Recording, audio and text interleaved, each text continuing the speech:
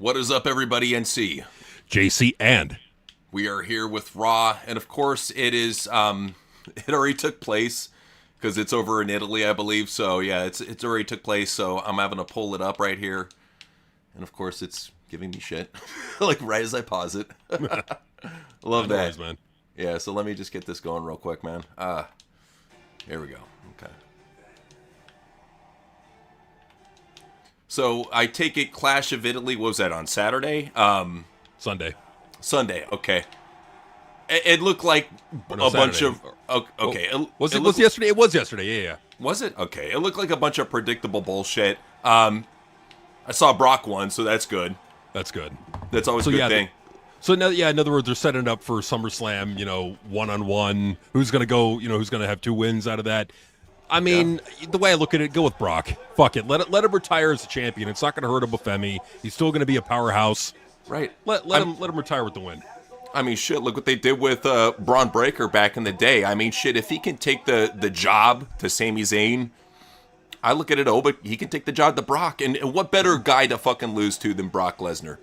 But what I got to say about this is this show, I'd be like, you know what? Hey, we're American. I would look at it like, hey, we're WWE. We're an American company. We're going overseas. We're going to make these fans go to the fucking arena at 4 o'clock in the morning. I don't give a shit. We're going live at 4 o'clock in the morning so we can acclimate to our American fans where our company is. That'd be freaking great. It's like the show starts at 4 in the morning. Like, for us, like, that would be cool because at least, they're getting their shit, but damn it, they got to wait fucking at the butt crack of dawn to go see their fucking fake shitty wrestling. At least let us Americans watch it live at 5 o'clock like it normally is. Come on. Damn straight, man. And that's the thing, too, over in Italy, is they can, drink, full steins of beer and shit while they fucking watch wrestling. So I say, just open up the bar, let them have their beers, let them have their coffees, let them wake up, get some good shitty wrestling in you, when you wake up in Italy. But I saw another thing. They had Santino Marella show up. I don't know for fucking what. I don't know for fucking what. Okay, so this is great. You didn't even watch it either. Neither of us watched. We're watching the recap right now. But yeah, no, neither of us watched that shit. As you can see, pretty much every belt stayed where it's at except for Sol Ruca. She won the Intercontinental Championship. That's good. I'm happy for her. I mean, it's good, but it's a bit too soon, I mean. Well, here's how I look at it. It's like, as long as they get her a manager, like Zariah or whoever, I'm cool with it. I say, you know what?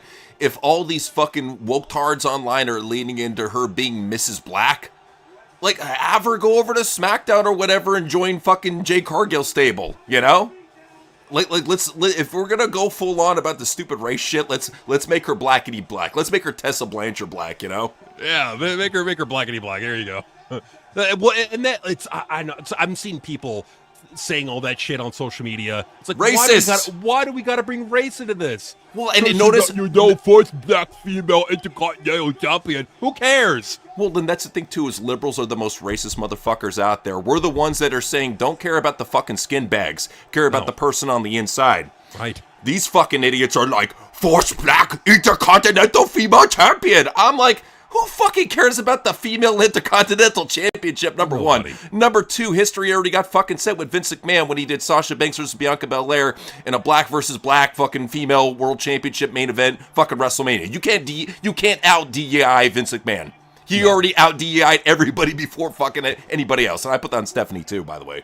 I do. Yeah, I put that on Stephanie, absolutely. But again, and that's the thing, is why are we making a big deal of this? Why does... I just don't understand why race has to come into it.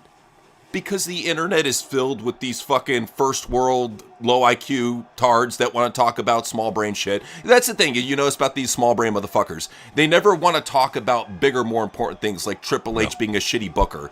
They just want to focus on, so Luca's skin color, let's talk about that. And then get outraged about it. I mean, get outraged by the fact that Triple H keeps on giving you the same shitty fucking rematches. Get outraged by the fact that Clash in Italy was a total fucking inconsequential show that doesn't fucking matter. It was basically a longer Raw in Italy. So you get 2 Raws in Italy. Lucky you guys. You get 2 Raws in Italy. Lucky you. We get 50 a year. I mean, you lucky bastards. Well, and then they're showing, I think that was Bobby Monsoon on stream. He's doing shit with AEW, so are you going to tell me that they're going to pull the stream now? Because they've been doing that shit lately. pulling these fucking WWE streamers. It's like, I have a theory about Bobby Monsoon. I think he's a CIA op. He very well could be. Dude got huge. He got fucking popular. He's already doing fucking videos with Swerve Strickland and fucking replying to Ricochet. Dude's an op, man. He's a fucking op. 100. Oh, you know the CIA agents are calling YouTube like, all right, and X, okay, push this motherfucker, make him huge. Well, think about it. Black YouTuber that talks about wrestling. Right. It's mostly like geeky white kids, so he's the cool black guy who talks about wrestling. Of course. You know? I mean, he's got to be a CIA asset. He has to be. When he did that video with Swerve, I'm like, bro, you're fucking glowing right now. You are glowing more than Nick Fuentes. Guilty. And I did. Hey, did you see Nick Fuentes' little rant that he did on female TikTok streamers? No, you got tell me. Tell the people. And he's like, and here you have this stupid bitch, okay? Her hair looks like it stinks, like she hasn't washed it in a month. Okay, she's wearing the ironic SpongeBob shirt. Oh yeah, you're so ironic, you're so cool. Oh, and then she does those stupid hand gestures that you see, the bird hands, you know, everywhere. You see that shit. And literally he's doing he says the bird hands that the women and fags do, and he's literally doing the fucking bird hands. That's what I love about Nick. And like, here, I'm gonna be real about Nick Fuentes. He is the funniest faggot out there, without question. Without question. Well, he's a smart guy. I mean, there's no doubt about it. I mean, love him, hate him, or you're feeling differently about him. The motherfucker, we could all agree Fuentes is intelligent. He's my favorite out of the fucking glowies. Out of, like, because Hassan Piker fucking sucks. Asmont Gold, he's like fucking basically a slightly more entertaining version of the quartering. I show speed just now. He doesn't even talk about shit. He just goes and fucking does weird shit out in public. At least Nick talks about some real shit. I'll give him that. Yeah, at least he does that. All right, so we got the show starting out with Roman and his Usos coming out to the ring. They're just standing there. What the fuck? Look How at me. lazy can you fucking get? Come on. I look so motherfucking suave. Look at me. I'm stroking my beard, stroking my chin. Yeah. Yo, man, it takes me 10 minutes just to walk halfway down the aisle. And one thing you got to realize is, for all those people that thought Jacob Fatu was going to beat Roman Reigns, no fucking way would he beat Roman Reigns when the dude's going to be in Street Fighter, okay? Yeah, he's got a major... Him and Cody aren't going to be losing anytime soon with that movie role. Just letting you know. No, I mean, they're going to keep them over as long as they can, and I get that. But at some point, you gotta make the future. Now, who is that future? Now, I contend it's Obafemi and Trick Williams, but, you know, people may disagree. Let's go ahead and look at the swath of talent out there. I think that Logan Paul, Braun Breaker, Trick Williams, Obafemi, those are some solid talents right there, you know? I think we got some solid youth to put some money on. I would put all the fucking eggs in the raw basket on Logan Paul. When a guy gets that much fucking heat, when he's hated online like that, why not, you know? I agree, man. It's like, if he's got that much heat, if he's that talented, and he's that big of a star, put a title on the guy. I can't understand why they don't want to put like a major title on the guy. He's Logan Paul. Whatever title you put him on, let's just face the facts here. He's going to be the most well-known star in your company, or the most well-known champion in your company. Logan Paul is known more around the world than anybody else on the WWE roster. That includes Roman Reigns, and quite frankly, that might even include The Rock. Damn straight, man. Well, just think about the fact, too, that he's in great shape right now. This guy, check this out. Every day, he does, runs 1 mile, does 100 push-ups, and does 100 sit-ups. And that's his workout regimen. Because people are like, how'd you get this fucking jacked? Of course, he's on more fucking dope than a fucking Clydesdale, you know? Of course. Okay. But let's be real. Like, yeah, he's winning all the derby races. But at the same time, you got to look at this too. He's putting in the work. It's one thing, because I knew fucking juicers that they did work for a little bit, but they kept on doing the juice and they got really fucking fat. He keeps on doing the work, so I'll give him credit. No, I mean he's doing the work, but he's got to be on something. I mean, it'd be like people saying like, no, CM Punk is all natural. I ain't buying that crap. That withered old meth addict should not be looking that jacked. The only reason he is because he's pumping unknown substances into his butt. Well, to look like that. And you make a great point, too, because think about how he looked in AEW. Bro looked like he was Right. 65. He looked like he just got his fucking Denny's discount card, bro. It's like, I was like, Dude, okay.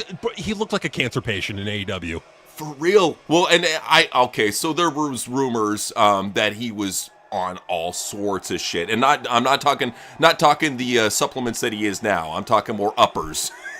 He was on a lot of uppers over in the AEW locker room, and that's why he was looking like he looked, man. And then he came over to WWE trying to take himself seriously. And our personal opinion is that he's on all sorts of supplements. I think right now he's probably on 3 different types of testosterone or juice or something. It's got it because he's like 47 and he's that jacked. Like I'm not buying that's all natural. There's no way. No, not at all. Metalhead was saying, did you see Gorlock the Destroyer as part of that trash vanity project stable on NXT? So, okay, so Metalhead, I gotta know, is that your nickname for Michael Lockwood, or did they actually get Gorlock the Destroyer from that whatever podcast to show up? Because if they actually did that, holy fucking shit, they're retarded.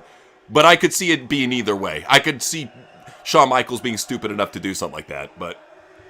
You know what? Like, sign that fucking fat Gorlock bitch and just, like, put her and Michael Lockwood in a tag team and just make them the fucking... Just call them the fucking ugly bitches or something. Like, what should we call them? Well, real quick, I wanted to let you know about Gorlock. Gorlock's got a dick. Ew. Ew. So him and Michael Lockwood have something in common. God. Yeah, we're learning shit today here at TWRP. Ugh, I wish I didn't learn that. Oh, God. Hey, you know what? It could be worse. At least you weren't spanking loads off to her like all the people did with fucking Megan Fox. You ever see that yeah. clip of Megan Fox? She's like, yeah, I'm a tranny. Where she's like, I look like Alan and Alden in drag when I don't have the makeup on. I was like, whoa. Being a little too truthful there. I mean, dude, we didn't need to know that much. No, we did not. Wow. All right, so they're chanting Roman Reigns. It looks like there's like 1,000 people in attendance, so yeah. We were really hoping that the Italians weren't going to be homos, but No. here it is. No, they're going all out in Italy. They're being a bunch of goofballs that are chanting their asses off. Did you see the shitty AI fucking Roman Caesar painting? Oh no! Oh god! Dude, look at this. Acknowledge me. Why does this arena have like fucking monster truck ramps for stairs? What is this shit? Yeah, look at that stair set. What is up with that? You can literally drive a monster truck down there. What the fuck? I hope they do. That'd be fun. Like, do it. Like, fucking drive a monster truck down there, a fucking dirt bike. Like, have fun with it. You know what? Fuck the fake wrestling matches, dirt bikes and monster trucks. Have it running over Cody Rhodes. There you go. You want to have a new Raw moment, okay? Have Oba in the ring cutting his fucking promo about Destroyer, all this other bullshit. Brock comes out in the fucking the Beastmobile. So the fucking just rolls down on the ramp in his Beastmobile monster truck, rolls into the fucking ring. Oba's like, oh shit, and he fucking jumps out of the ring as Brock's just crushing this shit. Make it almost like when Brock took the fucking tractor and lifted up the ring. Yeah, man, do something like that. That'd be crazy. That'd be crazy to do. It'd be better than having the Usos cutting drunken promos in Italy. Be a major improvement over that. Hell yeah. Well, and that's the thing too, is they're getting off that good wine over in Italy. They're all fucking drunk and shit. I mean, it's what they do. They're having a good time. Roman's walking around. Roman's making stupid mean mug faces to the crowd. Yeah, what's up with the blue steel faces, man? What is this shit? I don't know. So is someone coming out to the ring? Yeah, someone's coming out to the ring. I see fire. I still don't know who it is. Jacob Fatu. We're continuing this shit again? Like, it's over. Roman won. They're going to run this shit till fucking SummerSlam. And maybe beyond. Maybe beyond. Oh, because King of the Ring, King and Queen of the Ring are coming up. Great. Well, and they changed up the format, so it's no longer tournament matches. No. And like the usual tournament matches, they do just some weird fatal four-way bullshit. Whatever. Whatever. They're trying to change it up, I guess. Trying to change it up and be lazy in the same time. Man, I tell you. Yeah. But I mean, it's not all gloom and doom. There is hope on the horizon. There's things coming down that are going to change things. Yeah, good things coming up ahead. Let me get your opinion. Like, what do you think about AEW and Paramount? Do you foresee them? Yeah. Okay, so you foresee them being on Paramount for a little bit. Okay. Yeah.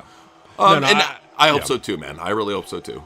Well, I see it more so from the standpoint of like, it's such a cheap deal. It's live content. I just don't understand why you would kick them off. I mean, with how little it costs to keep them, and it's live content. I mean, shit. I think they're going to keep them more than likely. I think. Well, and the fact that they were showed on the upfronts shows that more than likely they're going to get renewed. So. Yeah, I hope so too. I mean, I look at it like you said, cheap live content, good ad space. And here's the thing, like, I'm not sure if people have been checking out the ratings lately. What the fuck happened? Did Jacob Fatu get fucking hazed by Johnny Knoxville or something? He's got like giant patches missing in his head. Anyways, what the hell? I don't know, man. But like, I'm not sure if you saw the recent AEW Dynamite rating, over 700. Really? I didn't see that. 704K, yeah. Let's take a look. I hate to say it, MJF. Literally, as soon as they put the title back on MJF, they go back over 700. Yep, and that was the first Dynamite with MJF being the champion again. Wow. There you go. Damn. Hey, right there, marketability matters. So if you haven't checked out the video, check it out. We break it down, and it's facts. At this point, I don't want to hear no speculation, no conspiracy theories. It is fucking facts. You have a marketable champion, your profits raise, your ratings raise. Simple as that. No, it's true. It's just been proven time over time. Yet people want to fight and say, no, anybody could be a wrestler. No, not anybody could be a wrestler. No, you actually have to have talent. You actually have to look marketable and have good promo skills. And hey, look, I got issues with MGF, but the motherfucker looks marketable. He's great on the microphone, and you got time left with him. He's still young. He's not like 45 years old. And we're calling that the prime of his career. No, that is marketable. MGF is marketable. Darby Allin is not marketable. Darby Allin looks like some like gay kid that's in a cancer clinic, getting a fucking Make-A-Wish opportunity. No, you don't give Darby Allin the fucking world title. You put the title on MJF, or even better, you put it on Bobby. If you want over 800,000 viewers, you put it on Bobby Lashley. You have MVP be the mouthpiece. And there are people online saying, and no offense to them at all, but they're saying yeah, but MVP was a mid-carder. Who gives a fuck? MVP's a good talker. That's he doesn't have to be what do you understand the difference between MVP is not having matches? He's a manager now. He's in the Paul Heyman role now. What is this? He's a jobber for? I don't get it. They're fucking idiots. Well, they're saying it because he's trashing Triple H. I say even fucking better. Yeah. Bro, let's go with your angle. Make Bobby the champion, the silent champion that just stands there almost like Brock Lesnar, paces back and forth, and then you have the Black Paul Heyman. Go on the microphone, trash Triple H, trash WWE. Throw him in the fucking mud. If Tony doesn't want to take off his gloves, let his people do it for him. MVP would love to fucking get some shots in on those, man. No, absolutely, and that's the thing, is that they're supposedly competition, right? Right. I don't see the problem with like a competitor brand talking shit about another brand and talking about the shit brand they're competing against. I don't understand why everything has to be all kumbaya. Why does everything have to be fucking kumbaya? No, we want a fucking war again. And if you want to have a war, one side has to be going at the other. Tony's afraid. Let's be real. Yeah, he's a pussy.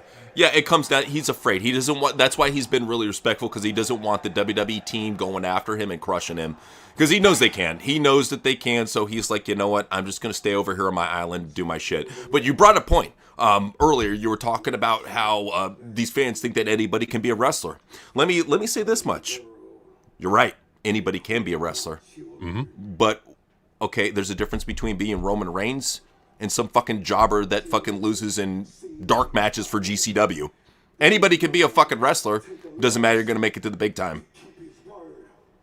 And that's the point, is that but the problem with it is that we have so many people in the business now that they don't look the part, they don't act the part, their promo skills fucking suck, they'll never be a top guy, but they're being heavily pushed in companies now.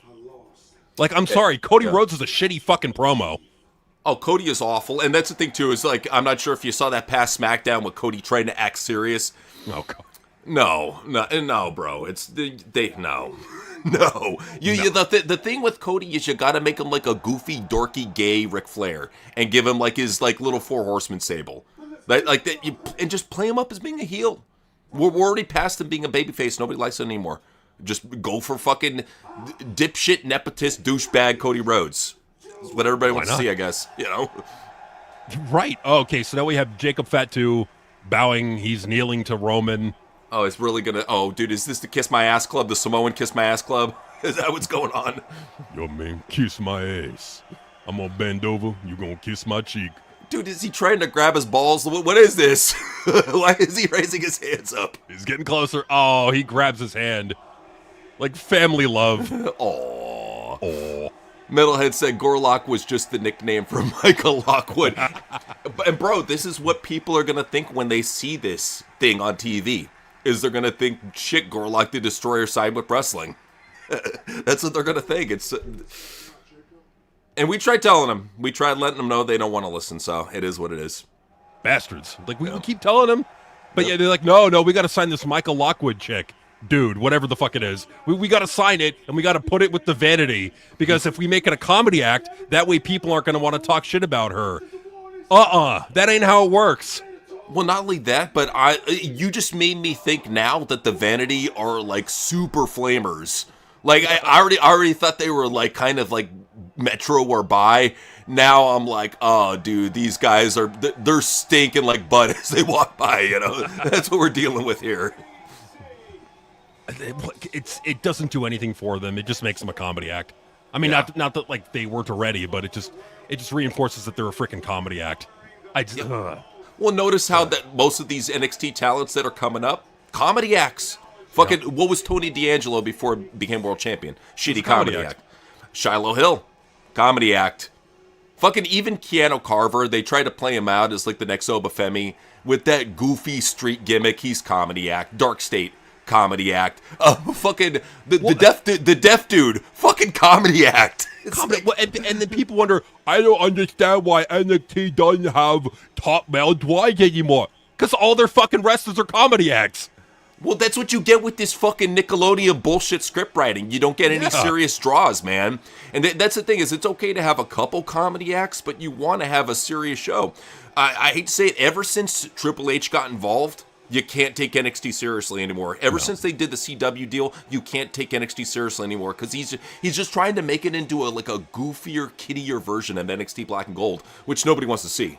No, I mean, they don't want to see a goofy, kid-friendly version of NXT Black and Gold. Leads us into something else we could talk about. Yes. It went live for the first time ever this weekend. Sure, what's up? MLW Fusion. Can we talk about it? I didn't watch it. I forgot it went live. Fuck. Lucky you. No, please. Yeah, I want to hear all about it, dude. Tell me, first start out with the bright spots. Okay, so now I did a review of it on X. I was a bit brutal with it, but I'll give a balanced review of MLW Fusion. All right. So here's what it was. Here are the bright spots. It has a lot of people that you'll remember. I mean, it's got star power for sure. Cross, Scarlett, Priscilla Kelly, Shotzi Blackheart, Matt Riddle. Nice. It's got Baron Corbin. It's got Guy Jack off a dick. It's got someone else in there that I'm forgetting. Shit. The Good Brothers. It's got them. So it's got stars for sure. So that's good. Another bright spot. I like their new theme and graphics. So if you don't know, their new theme and graphics are vaporwave style. Nice. So their theme is like a vaporwave kind of beat going on, and they got the city with the neon colors in the background. Cool. So that's good. I like that. I also like the video packages that they did. So they did one for Don Gato Tequila. Okay. This is he's like a Mexican luchador that he's rich, and he got rich by starting his own tequila brand, and he likes cats, and so he's got Don Gato Tequila. That was funny, and it was well produced, so I'm cool with that. So that was one of the things I liked on the show. Cool. What else? The commentary team is not terrible. They're okay. but calling it okay is really the best I can give it. It's just really it's Mike Dombrowski carrying the whole thing, right? Yeah, for the most part. Yeah, Right. if I'm being honest about it, it's really Mike Dombrowski carrying it. All right, so those are the positives. Let's talk about the negatives. Okay. Sure, go for it. Okay, so the negatives are the matches go on really fucking long. Hasn't the changed. matches has not changed. And so like the matches are really nothing to write home about. The only good match on the show, and I'm being generous, would be the Austin Aries Trevor Lee match. Wow. Okay, they got Trevor Lee. That's cool. I forgot about that. So that's another guy. So they got Trevor Lee. Okay. So their match was good. I could see why people would call it good. I was like, but I could see why people would call it good. So that was really the only good match. Every other match is just meh. It was just you could miss them. It fucking sucked. They had this new dude on the roster called Zamea. Now people are saying it's a woman. I'm not buying it. I'm thinking it did a poor chuck job. What it's like is it looks like Michael Jackson with a Road Warrior gimmick.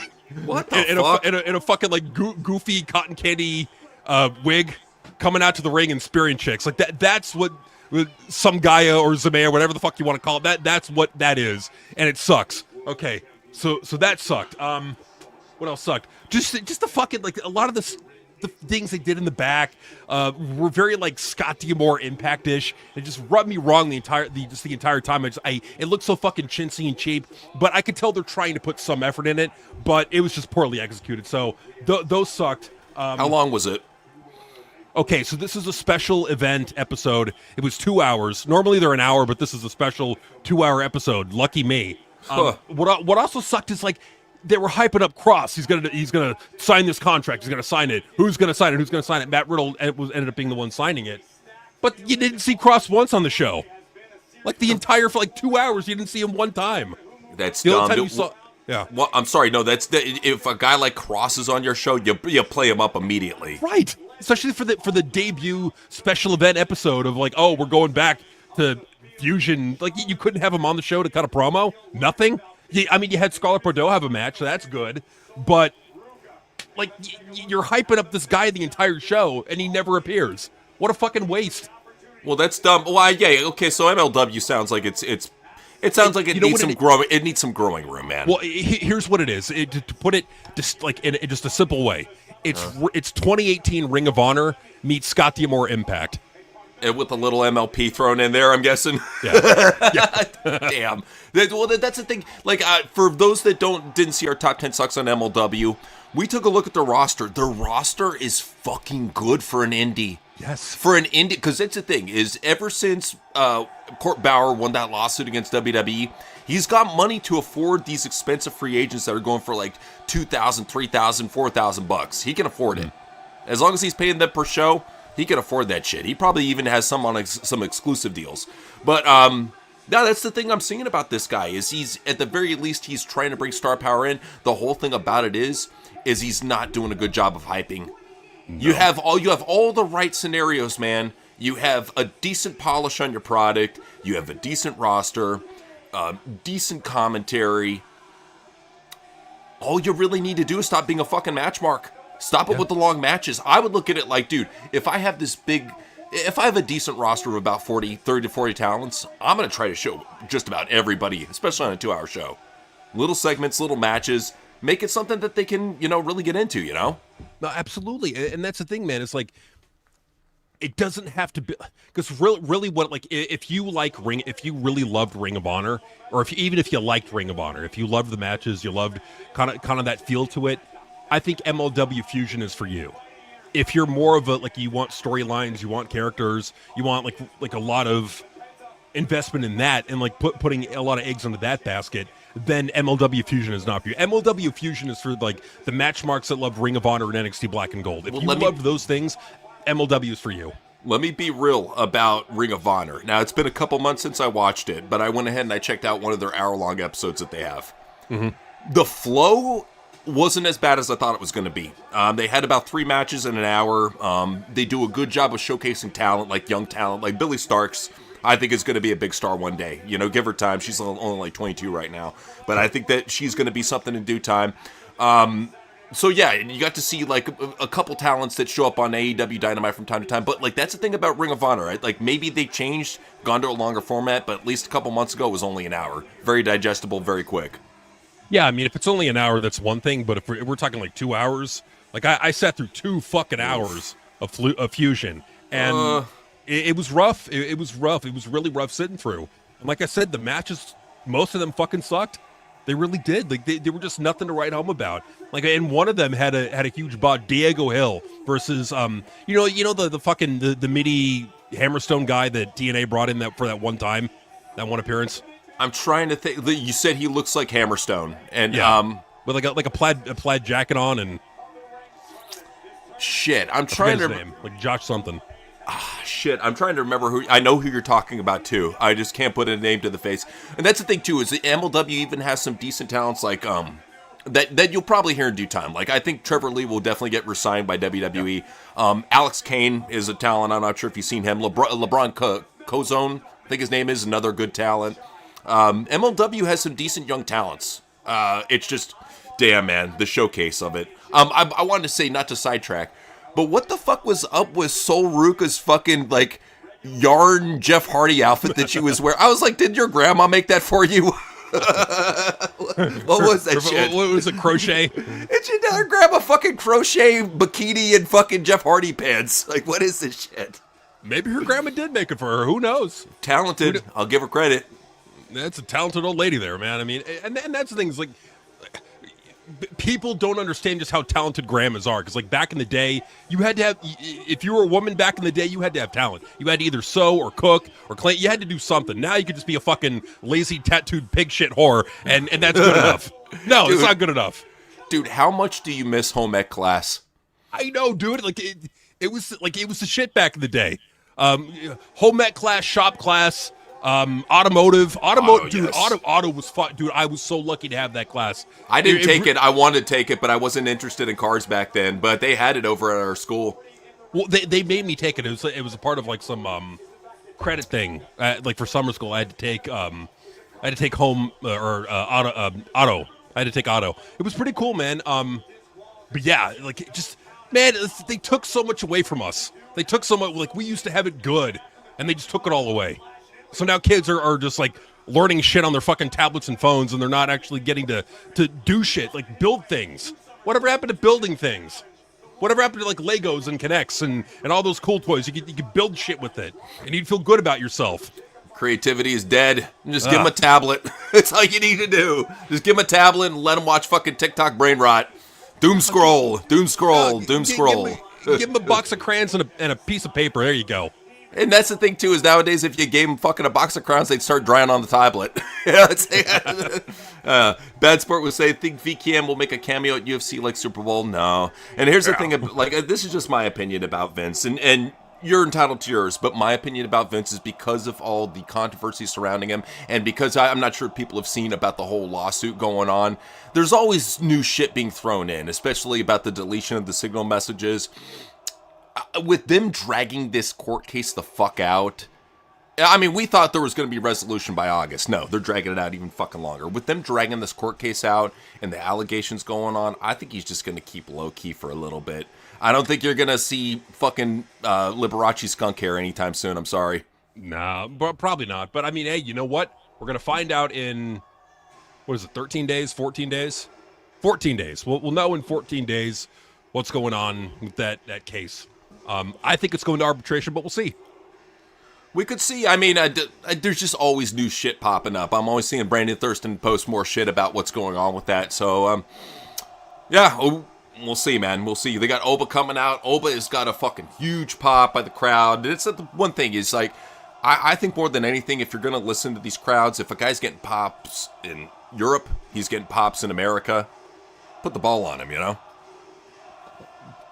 I mean, you know, when I look at him, yeah, he's over. The crowd's going nuts for him, but I don't know. He just doesn't look right. I don't know what it is. I can't really put my finger on it. I don't know. Just no, we can't. We're gonna have to send him to Evolve. Okay, sorry, got nothing for him. You know, scratch that. That's too good for him. He's going to TNA. That'll teach him a lesson. Dude, how fucked up would that be if he sent Oba to TNA? I could see that dickhead do it. Well, because think about the fact that he took Trick Williams, who was the hottest fucking star in NXT at the time, and sent him to TNA. JC Jane, hottest female star at the time in NXT, sent her to TNA. Adriana Grace, even for the shitty roster that they have, a hot female talent, sent her to TNA. You're seeing a pattern here, right? See, well, I'm seeing a pattern, but what I'm thinking to myself is like, when I look at that, it's almost like he's trying to humble them and like say, hey, motherfucker, this, if you don't play ball right, this is where you're going to end up. You're going to end up in fucking TNA in front of like 12 people, and you'll fucking hate it. The cream always rises to the top. And that's why I would say, putting Stacks over in TNA made me have more respect for him than I ever had in NXT. I'm just like, when they put Stacks and Grace over in TNA, I'm like, okay, I like these two. They're young talents. Let TNA have them. If you're not going to fucking use them, let TNA have them. And that's how I looked at it, even JC Jane. I'm like, if NXT isn't going to give her the push she deserves, let TNA have her. But even better, she got called up and she's getting a hell of a push right now. Got Fatal Influence with her. Sky's the limit, Sky's the limit for her. Sky's the limit. So there's a fatal 4-way match going on between Oba, Penta, Mello, and Solo. So yeah, SmackDown versus Raw, 2-on-2. It's a fatal 4-way. How I look at this, I notice that it's not escaping the tournament format. They're still doing it. It's still a tournament. They're just trying to rush shit, fuck shit, because they got SummerSlam around the corner. Well, I wish they would do something different than a tournament for this. Like, surely there's got to be like another thing we could do, dude, than a fucking lame ass tournament. Well, because think about it. Here's one thing we got to give TNA credit for is TNA, when it had Dixie Carter, they had some innovative matches that I haven't seen in quite some time. I mean, NXT tried to bring back a couple of them, and nobody gave a shit. But TNA, I mean, they did the King of the Mountain match. They did the fucking, what is it, what's that called, where you crawl across the poles on the X Division? What is that X Division match called?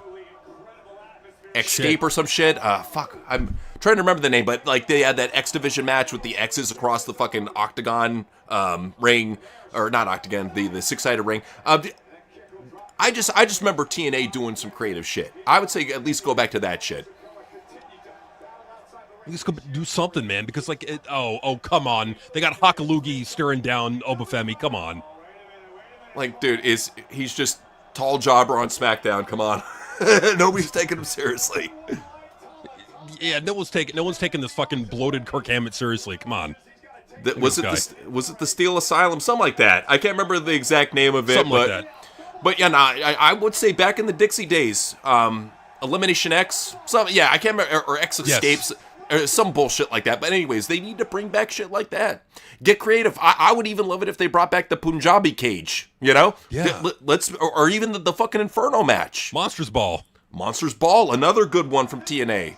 Bingo, I like that one.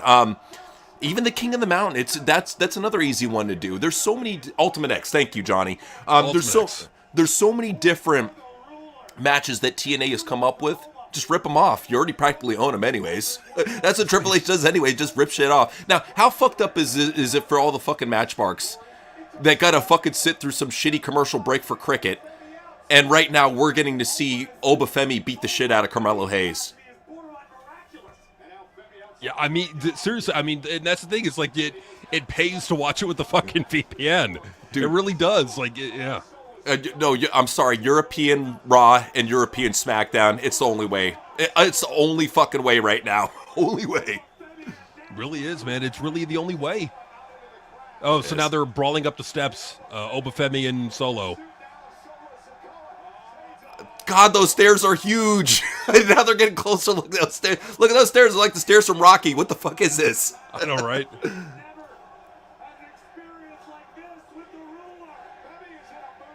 And they could totally go with something with the ruler and just like have them doing like weird sexual innuendo promos with Nikita Lyons backstage and her talking about needing a ruler for the ruler. It's like, just go for it, man.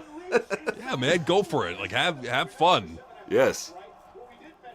Well, I think that's one thing I kind of one of the few things I kind of like about TNA is that they're finally leaning into the sexuality. You know, I mean, the rest of the show is fucking garbage, dog shit, fucking dookie water. But at the very least, they're letting Ash by Elegance do sexy stuff. M by Elegance, Heather by Elegance, fucking Elena Black, Marsha Day. You know, you're seeing a lot of these women get sexual. I like it.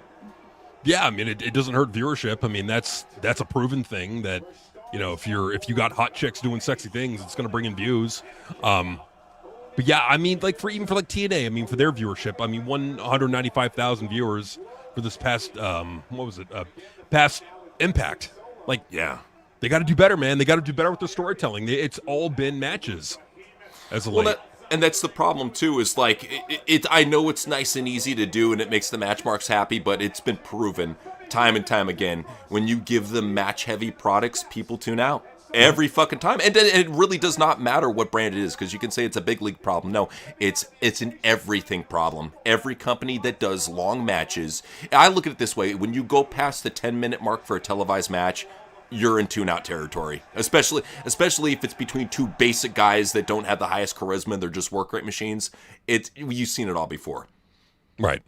I look at, if you go past 10 minutes, you're in that territory and you need to watch out. I look at it this way. Only the main event should go 15 minutes max. Max. Right. I mean, like, if it's the main event, that's fine. But if we're talking about the rest of the show, I mean, I'm sorry. Like, name the TV show where they have segments that go on for 10, 15, 20 minutes each. There's not many. It's a sport. That's why it has long blocks of action. But even sports has more commercial breaks and more fucking timeouts and shit than fucking wrestling does. Well, it's got actual stipulations and actual things that matter, you know? True. Well, True. Well, and even then, it's like, okay, the Browns versus the Titans is an NFL game, but I'm not watching it, you know? Not well, and that's a lot of it has to do with the fact too. Like, especially when you see a game like that, you're like, dude, where's the draws? There are no draws. It's like it would be like putting. I hate to say, I like Trevor Lee, but Trevor Lee versus Austin Aries in a Raw opening match. Nobody's gonna fucking watch it. No one's going to watch it. What they're going to want to watch is the most important character on the show being involved in a storyline that builds throughout the show. Well, notice, it's as simple as that. Like, yeah.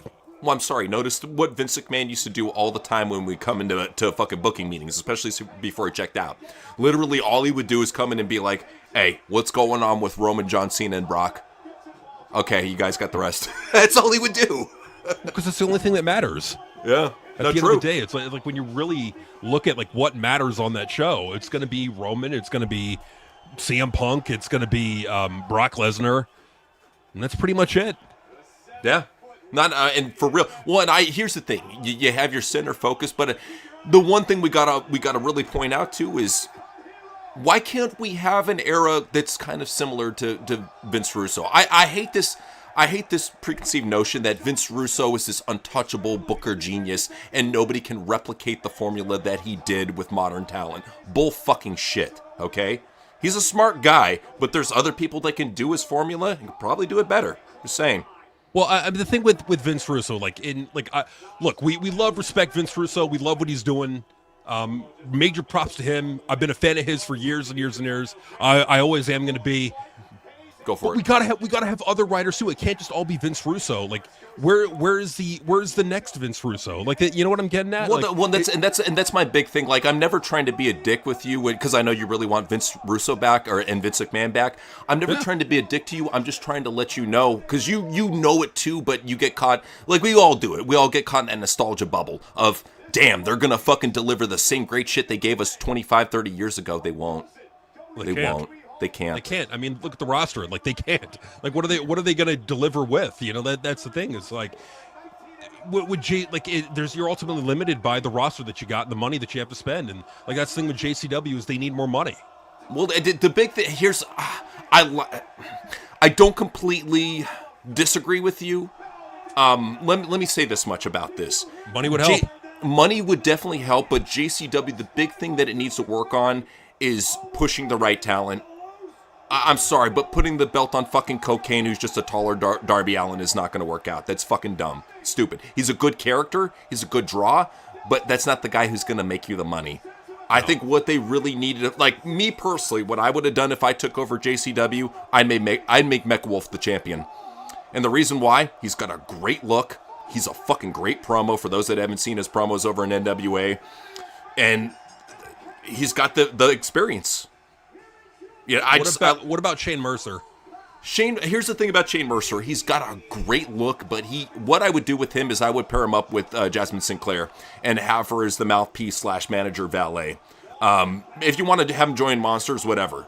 But Shane, he's a very green, kind of like Brock Lesnar clone. He's not there on the mic yet. I would say give him a manager and in due time. But I think those two right there, Shane Mercer and Mecha Wolf, they should have the ball put behind them. They both take themselves seriously in the gym. They both look like stars. It pisses me off when the talent is there and they'd rather just go elsewhere. They put the title on fucking this drunk ass fucking Mr. Kennedy. I'm sorry, Mr. Kennedy was great back in the day, but you don't make him your fucking world champion. Come on, dude. Especially with how much you're paying him. Well, and with how much you're paying him, and like you're really, like you're not going to get anything out of a 50-something-year-old Mr. Kennedy as your world champion. No, you got to have, like, at the absolute most, cap it at 40. Your world champion should not be in his 50s. I'm sorry. That's ridiculous.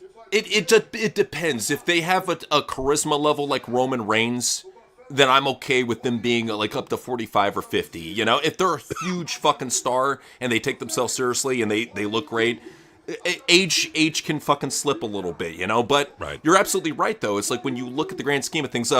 Ricky Morton's son. My thing about Ricky Morton's son is he's very green. I'm surprised, honestly, that NXT hasn't signed him yet. He's perfect for fucking NXT.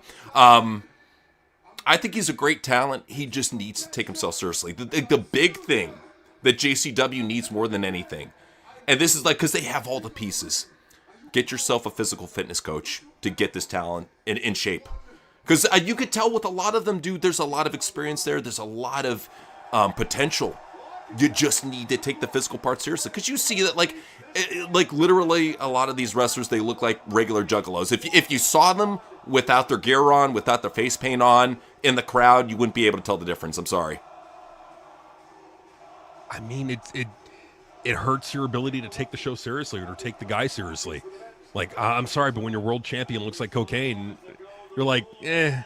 And it's nothing to shit on cocaine or to shit on Violent J or Vince Russo or anybody. It's just saying that, you know, when your champion looks like cocaine, you can't take it seriously. And this is us not putting JCW down because we're lifelong juggalos. We're lifelong juggalos. We're fans of Vince Russo, and that's the thing, man. It's like we want it all to succeed, but they're held back by the roster. Point blank, let's be real. There is no black and white here, and that's what people like. A lot of people are like, "Oh, you're either this or you're that." No, how come I can't be positive about JCW and yet be negative too about what they're good at and what they're like? That's the whole thing. Is like you'll either see people just blindly suck JCW's dick and say Vince Russo was amazing. He's wheeling up the most amazing storylines. Or you can see people that say, yeah, JCW is a great company, but it's got stuff to work on. Yes. And they'll give you reasons and name stuff and just won't be like, this shit fucking sucks. You know, like anybody can fucking do that. Well, and then see, that's the difference, sir. Is like for anybody who thinks that we're just shitting on JCW, no. What we're saying is that rather than shit on them, like there's certain things that we're not happy with, and so rather than shit on JCW, we're gonna list like how they could do it differently, how they could do it better. We're not just gonna shit on them just to shit, because like so many people do that, and it's so fucking lazy, and that doesn't help. Like we genuinely want to help JCW. We genuinely want to see JCW be the best JCW they can be. And so when we're given these ideas, these recommendations, we're doing it because it's coming from a place of we want to see JCW thrive and grow and grow and grow, but you're ultimately going to be limited by the money that you got to spend and the roster that you have. And Jay, enough with the tag matches. I'd say Violent J, please, enough with the tag team matches. I am in tag team match overkill. For the love of God, put two of them on a fucking dark match. We don't need them on the show every fucking week. Right, and look, I'm glad. Look, it's cool that they brought back Joel Gertner and all. Oh shit! Okay, that's cool. They brought him back. All right, but that's not gonna be what you need, man. Like it's great for like, but I just don't see how Joel Gertner fits into that. He's an ECW guy. You know, if he's a valet or a manager, That might work because at least he can talk. I don't know if he's still as good on the mic. What do you think? Not to ran him aside, but I want to get your thoughts on a weird rumor that I heard. So that they're talking about sending Enzo back to NXT. What are your thoughts on that? That is so fun. Like, I get. Like, granted, I understand that they're so desperate for male talents that have experience in the business. I get it. Like, because you want to bring them in to like work with the young talents and help them get up to speed. I get it. Not Enzo Amore. He's not the kind of, like, for a guy like that, you need a fucking work rate guy. Like, if you're worried about in-ring ability, Enzo's probably not your guy. Enzo's the kind of guy you bring up to the main roster and he immediately gets over and becomes one of your top merch sellers. That's what Enzo is for. Enzo is for selling merch. Enzo was not for giving the rub to some fucking up-and-coming ham and egger. That's not what he's for. And I think a lot of it has to do with the fact you were talking about a work rate machine, and that's what they were going with Mason Rook. But the fact of the matter is he doesn't have the appeal, man. Like, no. If you're going to get a cheap work rate machine, I would have tried to pine money at least on Starboard Charlie. I mean, he's got the work rate. Guy can't fucking cut a promo for shit, but that's what managers are for. I would have gone with Starboy, but, they're putting their fucking money on, on Mason Rook. So it is what it is, so... No, I think more than anything, though, is the business. It just needs that kick in the ass. And more than anything, we just want to see these companies stop ripping each other off. Everybody's ripping each other off. JCW is one of the few companies that's doing something original.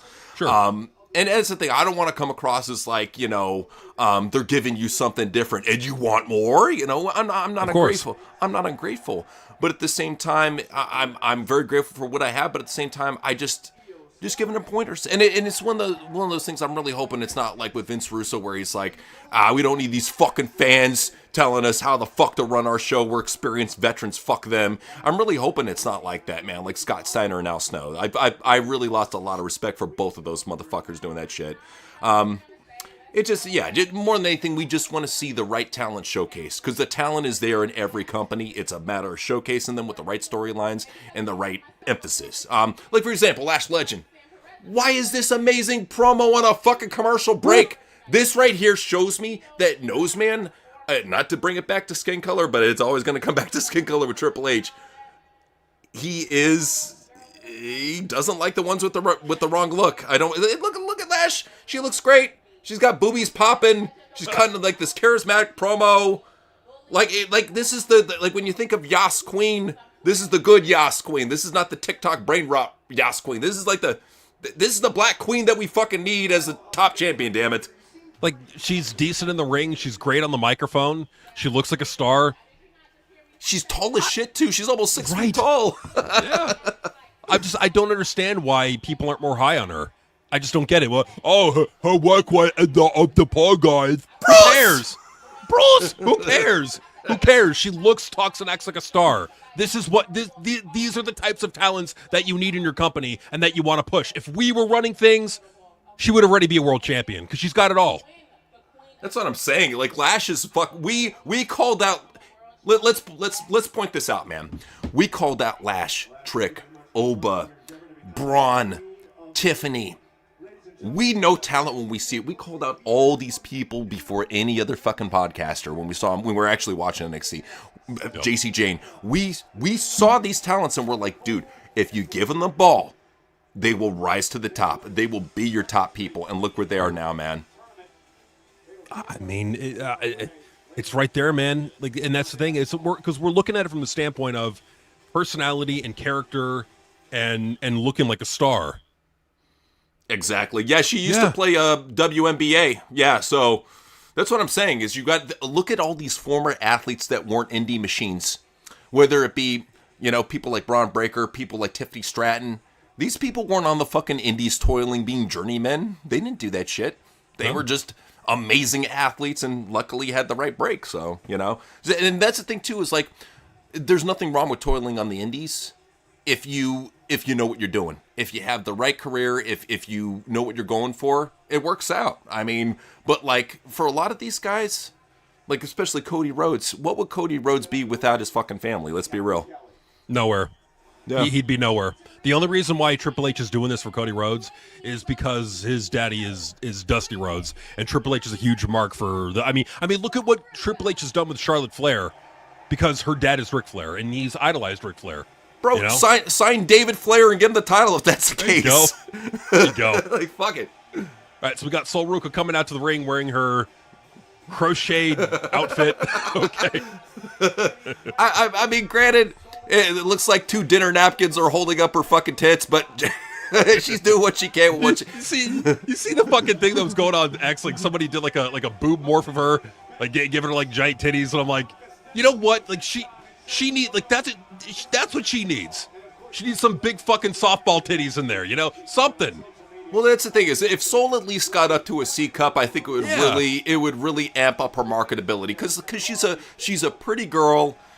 She's great in the ring, but she's still green as fuck, man. You hear this girl cut promos, she still looks very uncomfortable out there. Like even that aura when she's coming out as champ, like yay, hi, you know, like she's not standing out. You know what I'm saying? She's got the charisma of a dead sheep.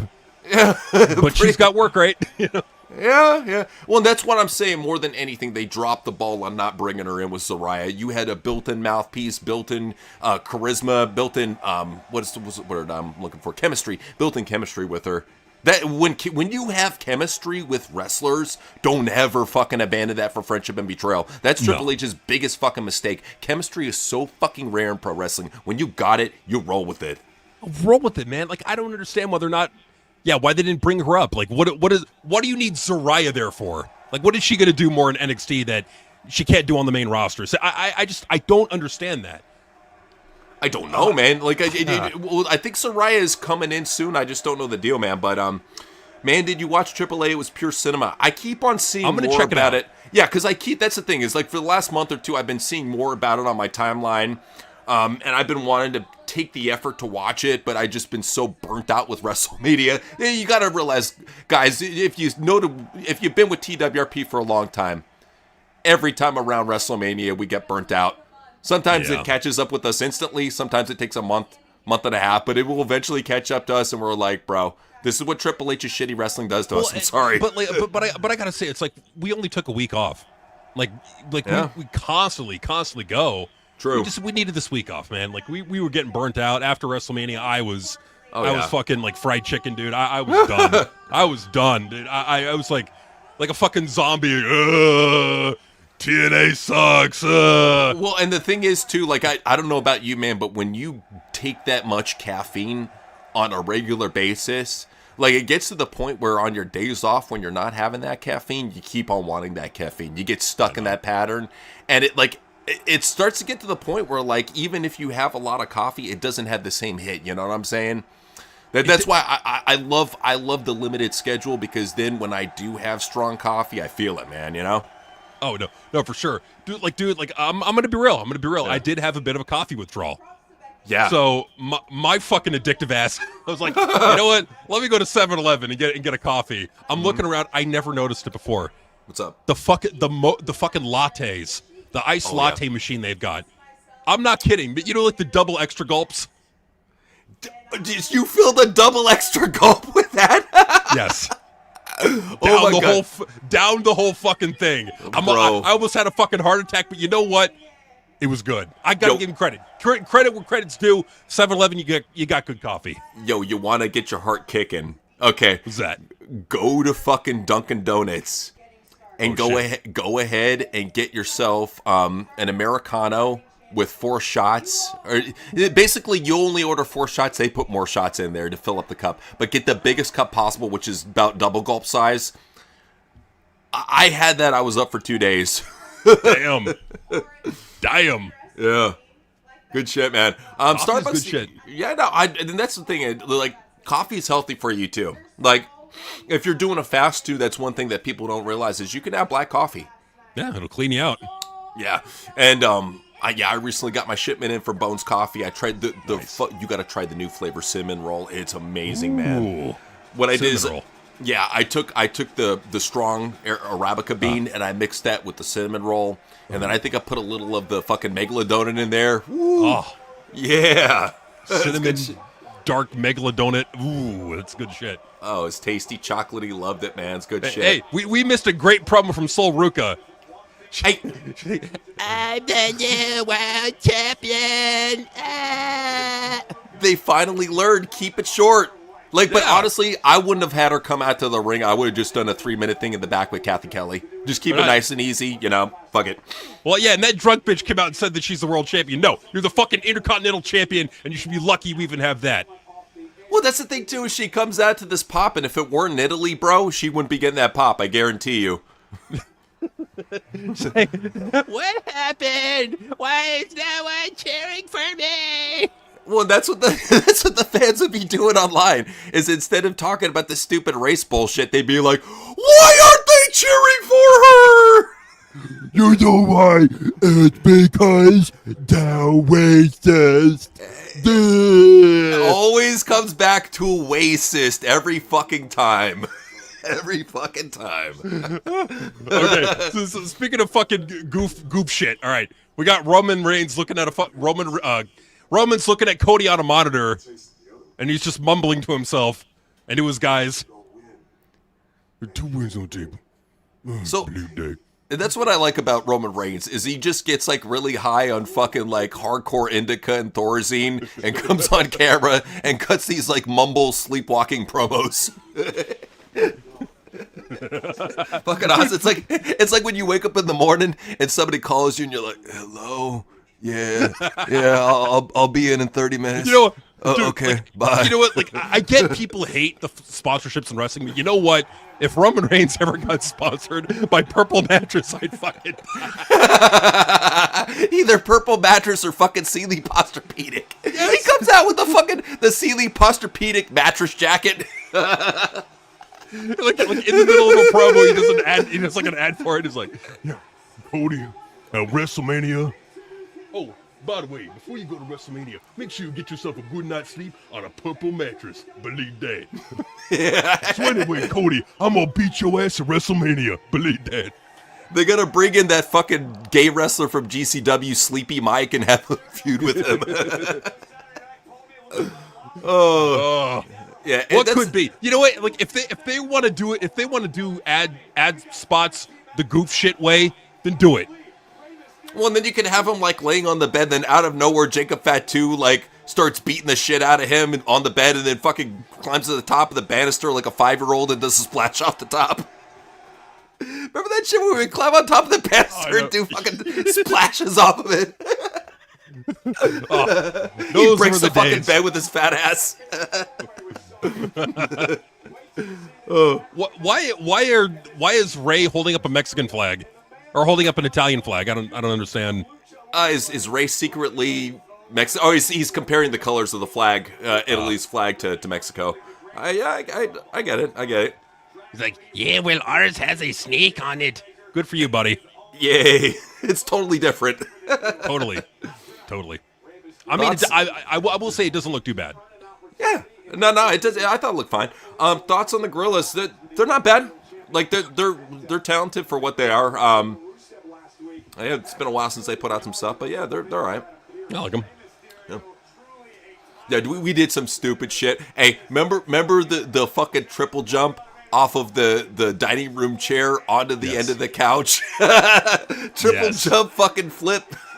That's the one thing. That's the one thing about watching Sabu back in the day is you literally would fucking be crashing through coffee tables. All right, I'm gonna out myself a little bit here. All right. Okay. I took my fucking. Remember when I took the karate belt that I had, tied it around my head, and then I did the fucking like diving elbow off the top of the banister. Remember that shit? Yes. Are you talking about? Are you talking about the big house? Yes. That mom and dad. Yeah, that one, dude. That shit. Remember when we dived off the top of the fucking banister? I'm so lucky the fucking couch was there, bro, because we would have hit linoleum. That shit would have sucked. Oh, dude, it would have been blood all over the place. Oh, it would have sucked. You know, but I'm surprised. No, like, remember when you power bomb me through the bathroom door? How was there no blood? Well, because what happened is your back took a lot of the bump. And yeah, that's the one thing. It's like back bumps. That's why a lot of people take back bumps in pro wrestling, is because, you know, if you spread it out across your back, you're taking less damage. That's why, like, when they tell you to fall, you know, flat back, elbows back, knees up, you know, so your back takes a bump, or your feet do. I'm sorry. I loved it when Mom came home. And she goes in, she sees the fucking bathroom door. She's like, "What the fuck?" Oh, dude, you know, hey, you know, and then they put up a fucking shower curtain. Yes, I remember that. Oh, remember when Mikey kicked you in the nuts and I powerbombed him on his neck? That fucking bastard. He kicked me in the nuts, but you know what? You got him back for me, so I appreciate you. And there's he got me out of nowhere. And then there was that one Karen bitch like, "Why'd you do that?" I'm like, "He kicked my brother in the nuts." That's right. Fuck, That's right. Man. We have good times around. Hey, did you check out Dynamite for this past week? I missed it. I missed it too, dude. I got to check it out. I mean, because if they're getting 704, maybe they did a good job. Who knows? I mean, they noticed it as soon as they got MJF as the champ. Got the pickup, so just saying. It's that easy, man. Yeah. Now, and that's the one thing, too, is like you got to realize back when WWE had the kids don't try this at home, all you're telling us to do is try it at home even more. Like, you don't know as a kid when you see that shit, you're like, okay, we're going to go fucking try that shit when we get home. You have to understand that Jackass in pro wrestling inspired so many people to go to the hospital. Like, you don't understand. It's like, hey, kids, don't do this really cool move. We're telling you, please do not powerbomb your friend off the fucking roof of your house. Please don't rub a fucking barbed wire baseball bat into his face. Oh, don't take your friends in a shopping cart and push them through the fucking shopping mall and then send it flying into a crowd of people at the food court. You know, don't do that. Please, kids, don't have fun. Don't have fun out in public. Yeah. Well, that's the great thing, too, is like, you don't understand, like, kids nowadays, I don't think that they backyard wrestle. Back then, everybody was backyard wrestling. Everybody. Like, I know, dude. Like, dude, we would even have wrestling matches at school, bro. It's like, yeah. They man, what they missed out on. The cultural impact, bro, I tell you. Cultural impact. I'd say, you know what? To all the kids out there, put your tablet down and powerbomb your friend. Yes. Well, not only that, you'll feel alive. Honestly, I'm going to be real about this. I think our spirits inside, they want us to fight. They want us, and that not like a fight like out of aggression, but they want us to spar. They want us to wrestle. They want us to do athletic competition. They want us to use our bodies, man. So I think it makes you feel alive when you do this shit.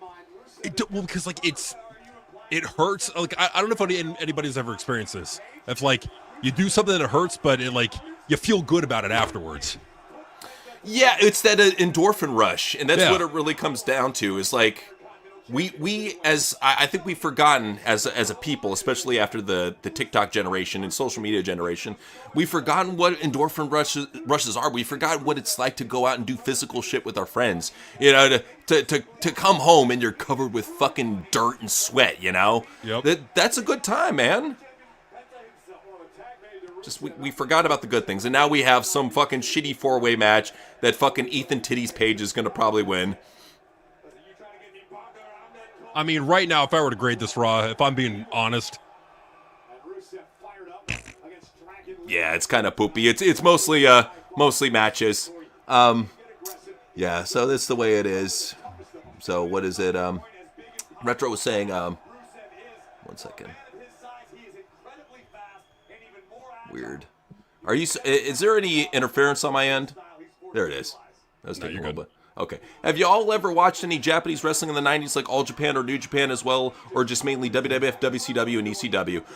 I didn't watch it originally growing up back then, but as I got older, I went back and I checked out a lot of the All Japan stuff, a lot of the New Japan stuff. That's the one strong style I like. I can understand why they thought, you got to go to Japan for seasoning, because it meant something back in the day.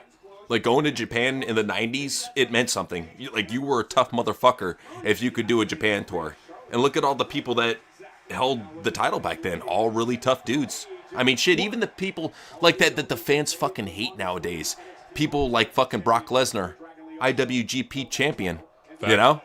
That's what I'm saying. And then you look at all like the great All Japan wrestlers. A lot of them were like the Steiner brothers, you know, Terry Funk, Dory Funk, a lot of people who were good here in the States, and they came over to Japan just for the extra seasoning.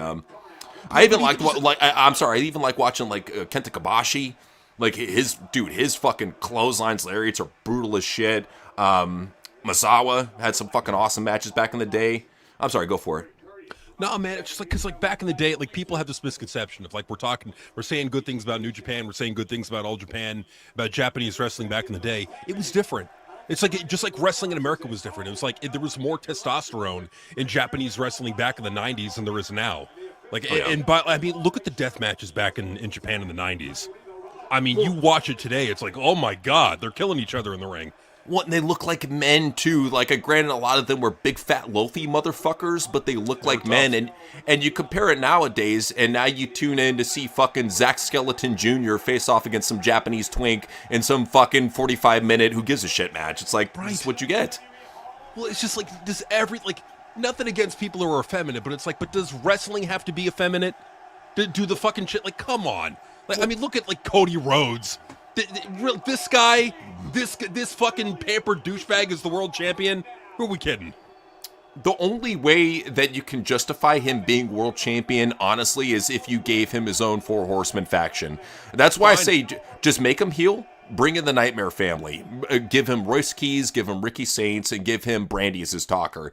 And then maybe in due time, you know, give them like some sort of muscle to round out the stable. But like Gunther or some shit. But like, I think in the meantime, just you have this douchebag ripoff Four Horsemen stable with Cody winning all of his fights via chicken shit tactics, which he already does, by the way, as a babyface. Might as well just go full on, make him a heel. He's already a fucking Ric Flair ripoff. Have him go full on with it, man. And it just, I personally feel that having Brandy back as his talker and eye candy, I think a lot of people will be like, damn, now I can actually tolerate Cody Rhodes. Yeah. Well, it's like, because there's talents out there that are second and third generation wrestlers that could be in his, like they could do another legacy. They really could. Like, you could have Cody Rhodes. I wouldn't put Brian Pillman in there. Although he could be like in a good like X-Pac type role, like that fucking like little fucking Weasley shit heel that does the like a lot of the underhanded shit. So I think he could work in there. So put him in there. Okay. I'd say if she gets signed from TNA and brought up, I'd put Tessa in there because I do think you need a woman in there. And if I were to bring in one name that no one would see coming, people think he signed to AEW. I think it's tenuous at best. Sting's son. Here's one thing is like I'm not real sure about Steve Borden. Don't get me wrong, he's got a great look to him. The guy looks like a champion.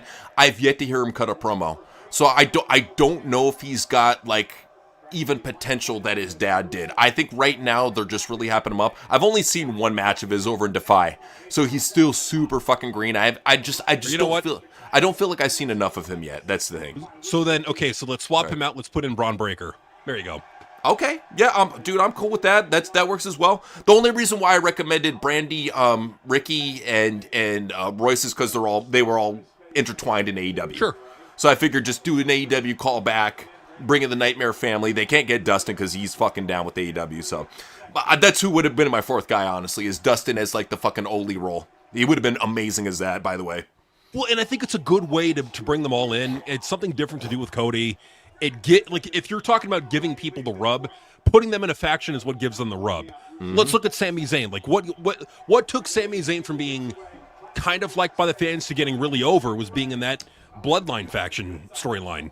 That's what got him more over. And then of course they went to the well too many times with him, and now he's getting booed. But like it just goes to show like that's how you give people the rub. You don't give people the rub by putting somebody over in a match. No, you got to keep them over. You either got to put them in a storyline or in a faction that matters, like NWO, or you gotta put the company behind them. You got to put the machine behind them. Oh, dude. Speaking of, now the Bloodline storyline has gone on longer than the NWO storyline.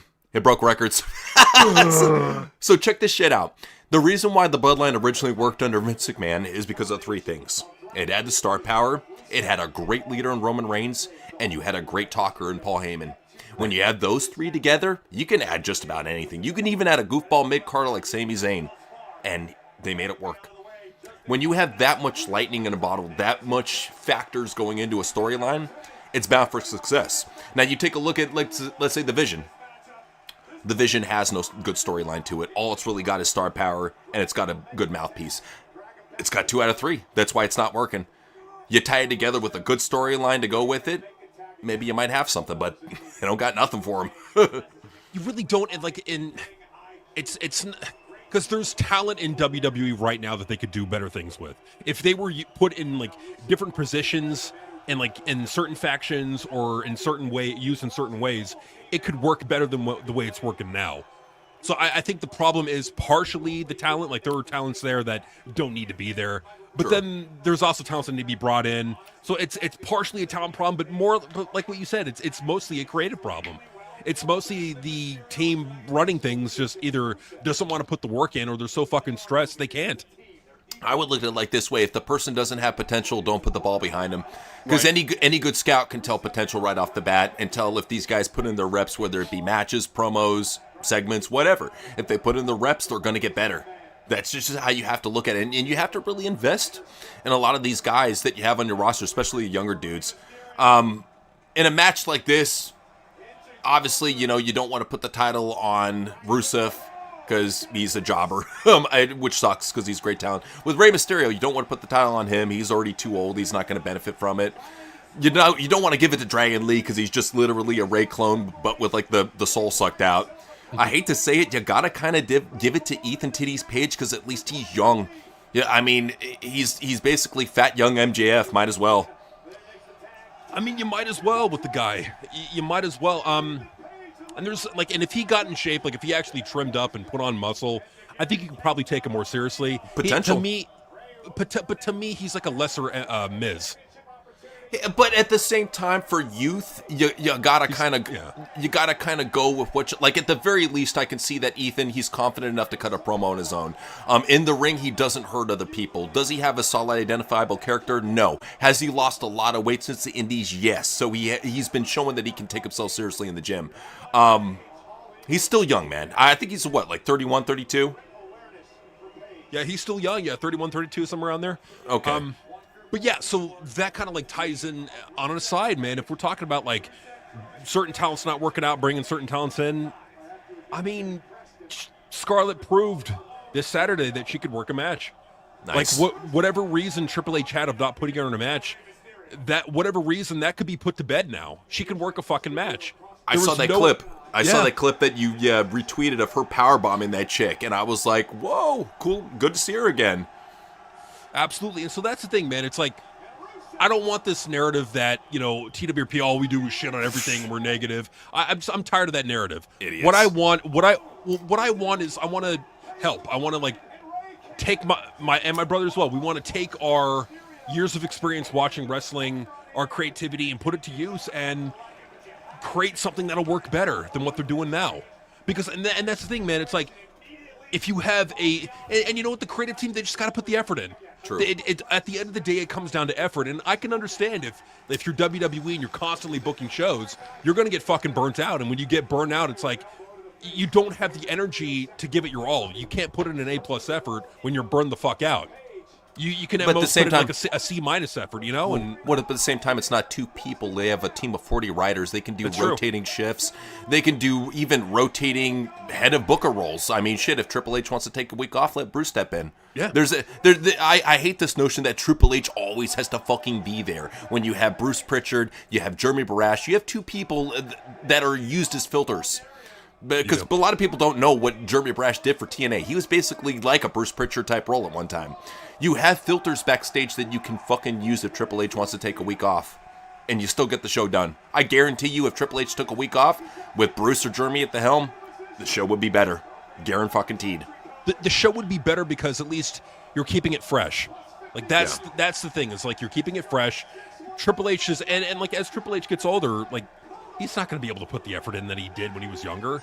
Right. It just happens to the best of us, man. Like age comes for us all. The father time is undefeated.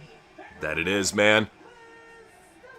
Rey Mysterio and Dragon won it's a tag team match. I was like, what the I thought it was one of those fatal 4-way. That's the whole thing, dude. I thought it was one of those fatal 4-way fucking elimination matches. Whatever. And, but, like, I don't know if like it's not just me though. You know, I'm about to say this is kind of like a little aside, but it's talking about more so the time period right now, and more specifically the past like month to now, right around this time period. TNA, MLW, AEW, WWE, they've mailed it in. They've really fucking mailed it in, big time.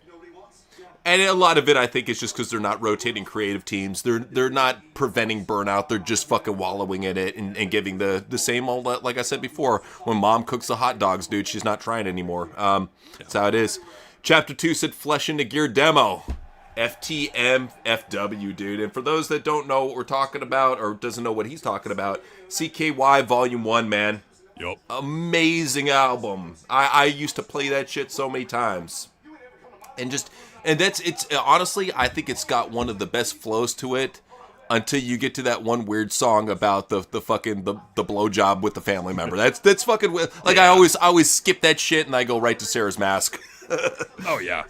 Good stuff. Yeah. Hey, isn't it the one that has 96 Quite Bitter? But no, that's another one. No, it's that same album. Yeah. Oh, that's right. Yeah. Yeah, it's got like Rio Bravo. It's got 96 Quite Bitter Beings. Got Flesh into Gear. All the classics, man. All the good stuff. They're so underrated. Like that. Like their songs meant like. And now to be fair, 96 Quite Bitter Beings is what broke them through to the mainstream for the most part. Because they started playing it a lot on Jackass and started playing a lot in the CKY videos too. And that's another thing too. Like if you went back and watched the CKY volume 1 to 4, you wouldn't even be thinking about the band. You immediately think, oh, these are the guys that started up with Jackass, you know? And trust me, if you haven't seen CKY 1 to 4, please go back and watch them. It's strictly for the shit that Bam, Ryan, and fucking Dick Amello are doing. Yep. Great fucking team there, dude. Like it's entertainment that you just don't see nowadays. Well, like back in the day, like late 90s, early 2000s, that time period specifically is when I feel like TV had like the most hair on its balls, if you know what I mean. Like it was like it was edgy, it was in your face, it was testosterone filled. It didn't give a fuck about offending people or hurting. In fact, like that was what it like thrived on. It didn't care. Like comedians back then didn't give two shits. We were the stuff back then was like the opposite of woke. It was a great fucking time period, and so much great music, so much great shows. And as society, I just wish we could get back to that. I wish we could get this fucking pantsy ass LGBTQ plus Pride Month bullshit out of the way and just focus on just being tough Americans again. Well, male, female, whatever you are, tough. You know what we need to do more than anything is any of these woke fuckers, especially comedians nowadays, woke comedians, go back and expose them. I would go on to Jimmy, if I had more time, like, and I really wanted to troll, I would go on Jimmy Kimmel's X account and just fucking post random clips from Man Show. I would go on Chelsea Handler's fucking X account and post random shit she said in stand-up back in the day that was racist. Yep. I would shove it up. Bill Burr. Bill Burr wants to be a woke fuck now. I would be posting clips of all the shit he used to say. That's why when anybody defends CM Punk, I like to go show them clips of how he used to be, of the degenerate douchebag that he used to be before he put up this fake facade. Well, that's the thing too, and it is a fake facade, because like I think at CM Punk's heart of heart, he's still a douchebag at the end of the day. I think that's who he is. And that's the thing, man. It's like, and to be fair, and I'm just going to sound unpopular. Please. If that's who you are, don't apologize for it. But just don't put on a fucking fake facade and pretend to be something you're not. If you're a fucking douchebag, Punk, be a douchebag. Just be authentically who you are. Don't put on a fucking on a gimmick and say, "No, I'm a good guy." Yeah, no, you're not. Well, that's the fucking problem, is we have two people who we know are tremendous, huge fucking in real life douchebags. At the very least, they play them good on camera. And Cody Rhodes and CM Punk make them fucking heels. The babyface experiment did not work. If you have CM Hypocrite as his new gimmick, it could fucking get over. If you have Cody Rhodes as the rip-off douchebag Ric Flair, the geeky Ric Flair, it can get over. It's all about just go full on with it. This is what people like Vince Russo, Bruce Pritchard, and Vince McMahon, and even fucking Pat Patterson used to do back in the day. They would take who you are and just amp it up. And if you were naturally a heel, you better believe you'd be playing a heel. That's how it is. Well, and I'm looking at it like if we're being completely honest about merch sales and ratings and all that, let's be real. Let's be just dead ass fucking real. CM Punk right now is a bigger merch seller and ticket mover and ratings draw than Cody Rhodes is. And that's the thing too, is like maybe Cody couldn't be this huge mega heel, but at the very least it'd be better for his career. I don't new. But that's the thing, is like his babyface, the babyface experiment is so fucking done. Give him a stable, make him a heel douchebag. Fucking Triple H loves the Four Horsemen. Make him your fucking Ric Flair. I would even fucking, once the shit dies down with Ric Flair, bring him in as a fucking manager. Fuck it. What better? That will get Cody. People will talk about Cody if he's the douchebag heel with Ric Flair as his fucking Paul Heyman. I'll say it right now. Like they've been showing Adam Pearce up the ass throughout this entire show. I'm tired of this fucking jabroni douchebag. I hate him. I hate him. He adds nothing to the show. He's not a star. Like people are still like, who the fuck is this guy? Fire him. He fucking scrap metal. Adam Pearce fucking sucks. Get him out of the company. And you know who you replace him with? Who's that? Ric Flair. I would be cool with Ric Flair coming back to TV. Anybody who's old and can talk, I'm cool with, man. What's up? Who? What about William Regal? Why not him? Fuck it. Regal's. Here's the thing too about Regal, is he far too often, for those that weren't alive back then, you know, when they go back, they think of William Regal as this fucking technical match machine. He is. No. Well, but at the same time, though, Regal was one of the most charismatic grapplers that I've ever fucking seen. The promos he would cut, the intensity he would put in him, even the work that he did as NXT GM is undersung. Like, to me, William Regal, he's still... dude, he's one of my favorite fucking technical wrestlers of all time. He's awesome. Right up... Dude, he's right up there with fucking Kurt Angle and Bret Hart, man. Like, he means a lot to me. And it sucks seeing them go the Mark route. That's the biggest thing. Like, when you see a wrestler you grew up respecting so much and they go full on fucking Mark, dude, it's so disheartening. But you know what? Like, my issue with Adam Pearce is he's like a fucking, he's like a character in fucking Drake and Josh. He's like a dad in Drake and Josh. It's like, yes. He's that fucking over the top Nickelodeon goofy. NXT GM is what he should be. He should be a fucking. Did they really have Pimpinella as the guy under the mask? What the fuck? Who gives a shit about some weird tranny from fucking Lucha Underground being under the mask? Who fucking cares? But that's the thing, man. It's like you can't take the GM seriously because you just see some Drake and Josh dad on the show as the GM. No, put in William Regal. You can take the guy seriously. He's got those psychotic shark killer eyes. He's perfect. I completely agree. I'm sorry to interrupt, but bro, this match looks fucking epic between the Americanos. We might have to do a fucking review on this shit, man. Okay. I'm seeing the blood, and even Dave Meltzer's like, it's really a shame about Chad Gable, you know, he should be a much bigger star. He's got the whole package, but, you know, I have to say, this is the highest point of his career right now. He's in his 40s. Now, if he had to work with him like Kenny Omega or Okada or Tetsuya Naito, maybe you could get a few more years in his career. Yeah, but right now he's just a washed-up jobber. That's the thing, too, is like, it took me a while, but I see the Kurt Angle in him. Like, he really is the next Kurt Angle. Like, I know he's a little shorter than Kurt, but at the same time, this guy puts his work in. He's a great promo. He's gotten over both in America and Mexico now, and over in Europe. He's an international superstar. Get this fucking goofy mask off of him. Make him your next Mr. America. Make him your next Kurt Angle. Wasn't he a fucking Olympian too? That's what I'm saying. Like, if you want the next Kurt Angle, he's right fucking here, man. Fuck this goofy mask luchador bullshit. Move him on. Move him on to something. I'm looking it up right here. It's not now because I remember him doing something. Okay, amateur wrestling. Is that what he did? Yeah, that's what he did. Okay. Yeah. He was a legit amateur wrestler. Okay. Yeah. Let me read it here. He defeated Jordan Holm 2-0 in the final of 20. Oh shit. Okay. He defeated Jordan Holm 2-0 in the final of the 2012 U.S. Olympic trials in the 84 kilogram category. He progressed to the 2012 Summer Olympics where he competed in the Greco-Roman style for 84 kilogram event. He defeated Keitani Graham from the Federated States of Micronesia in the qualification round. He was eliminated from the competition in the next round by Pablo Shori of Cuba, losing 3-0. Okay. Not bad, man. I So mean, he was in the Olympics. yeah, he's an accomplished grappler, man. Well, and that's the thing, too, is like, I feel like he's earned his way. I think he's done enough, especially having to do shitty gimmicks like Shorty G and shit. He's earned his way. He's got his respect now. Get the goofy mask off. You already got fucking, I hate to say it, Ludwig he's more Mexican than fucking Chad Gable. Just let him roll with the gimmick. He already won the match. Fuck it. It's like, he's already done his humiliation ritual. He's suffered enough. Let's make Chad Gable a world champion now. He's got the promo, he's got the look, he's got the in-ring ability.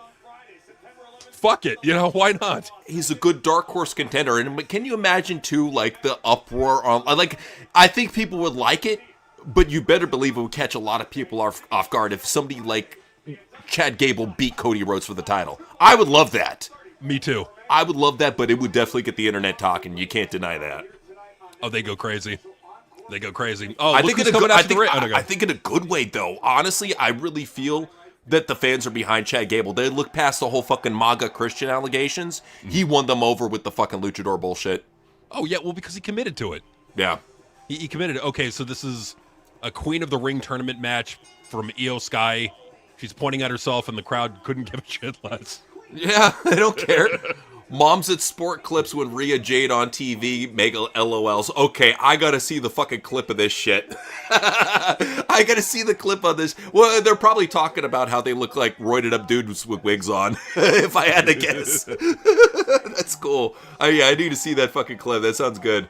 Oh God, I hope. I really hope there's like a bunch of like drunk wine moms in there. Oh, what the fuck is that? Oh, what is that dude doing on screen?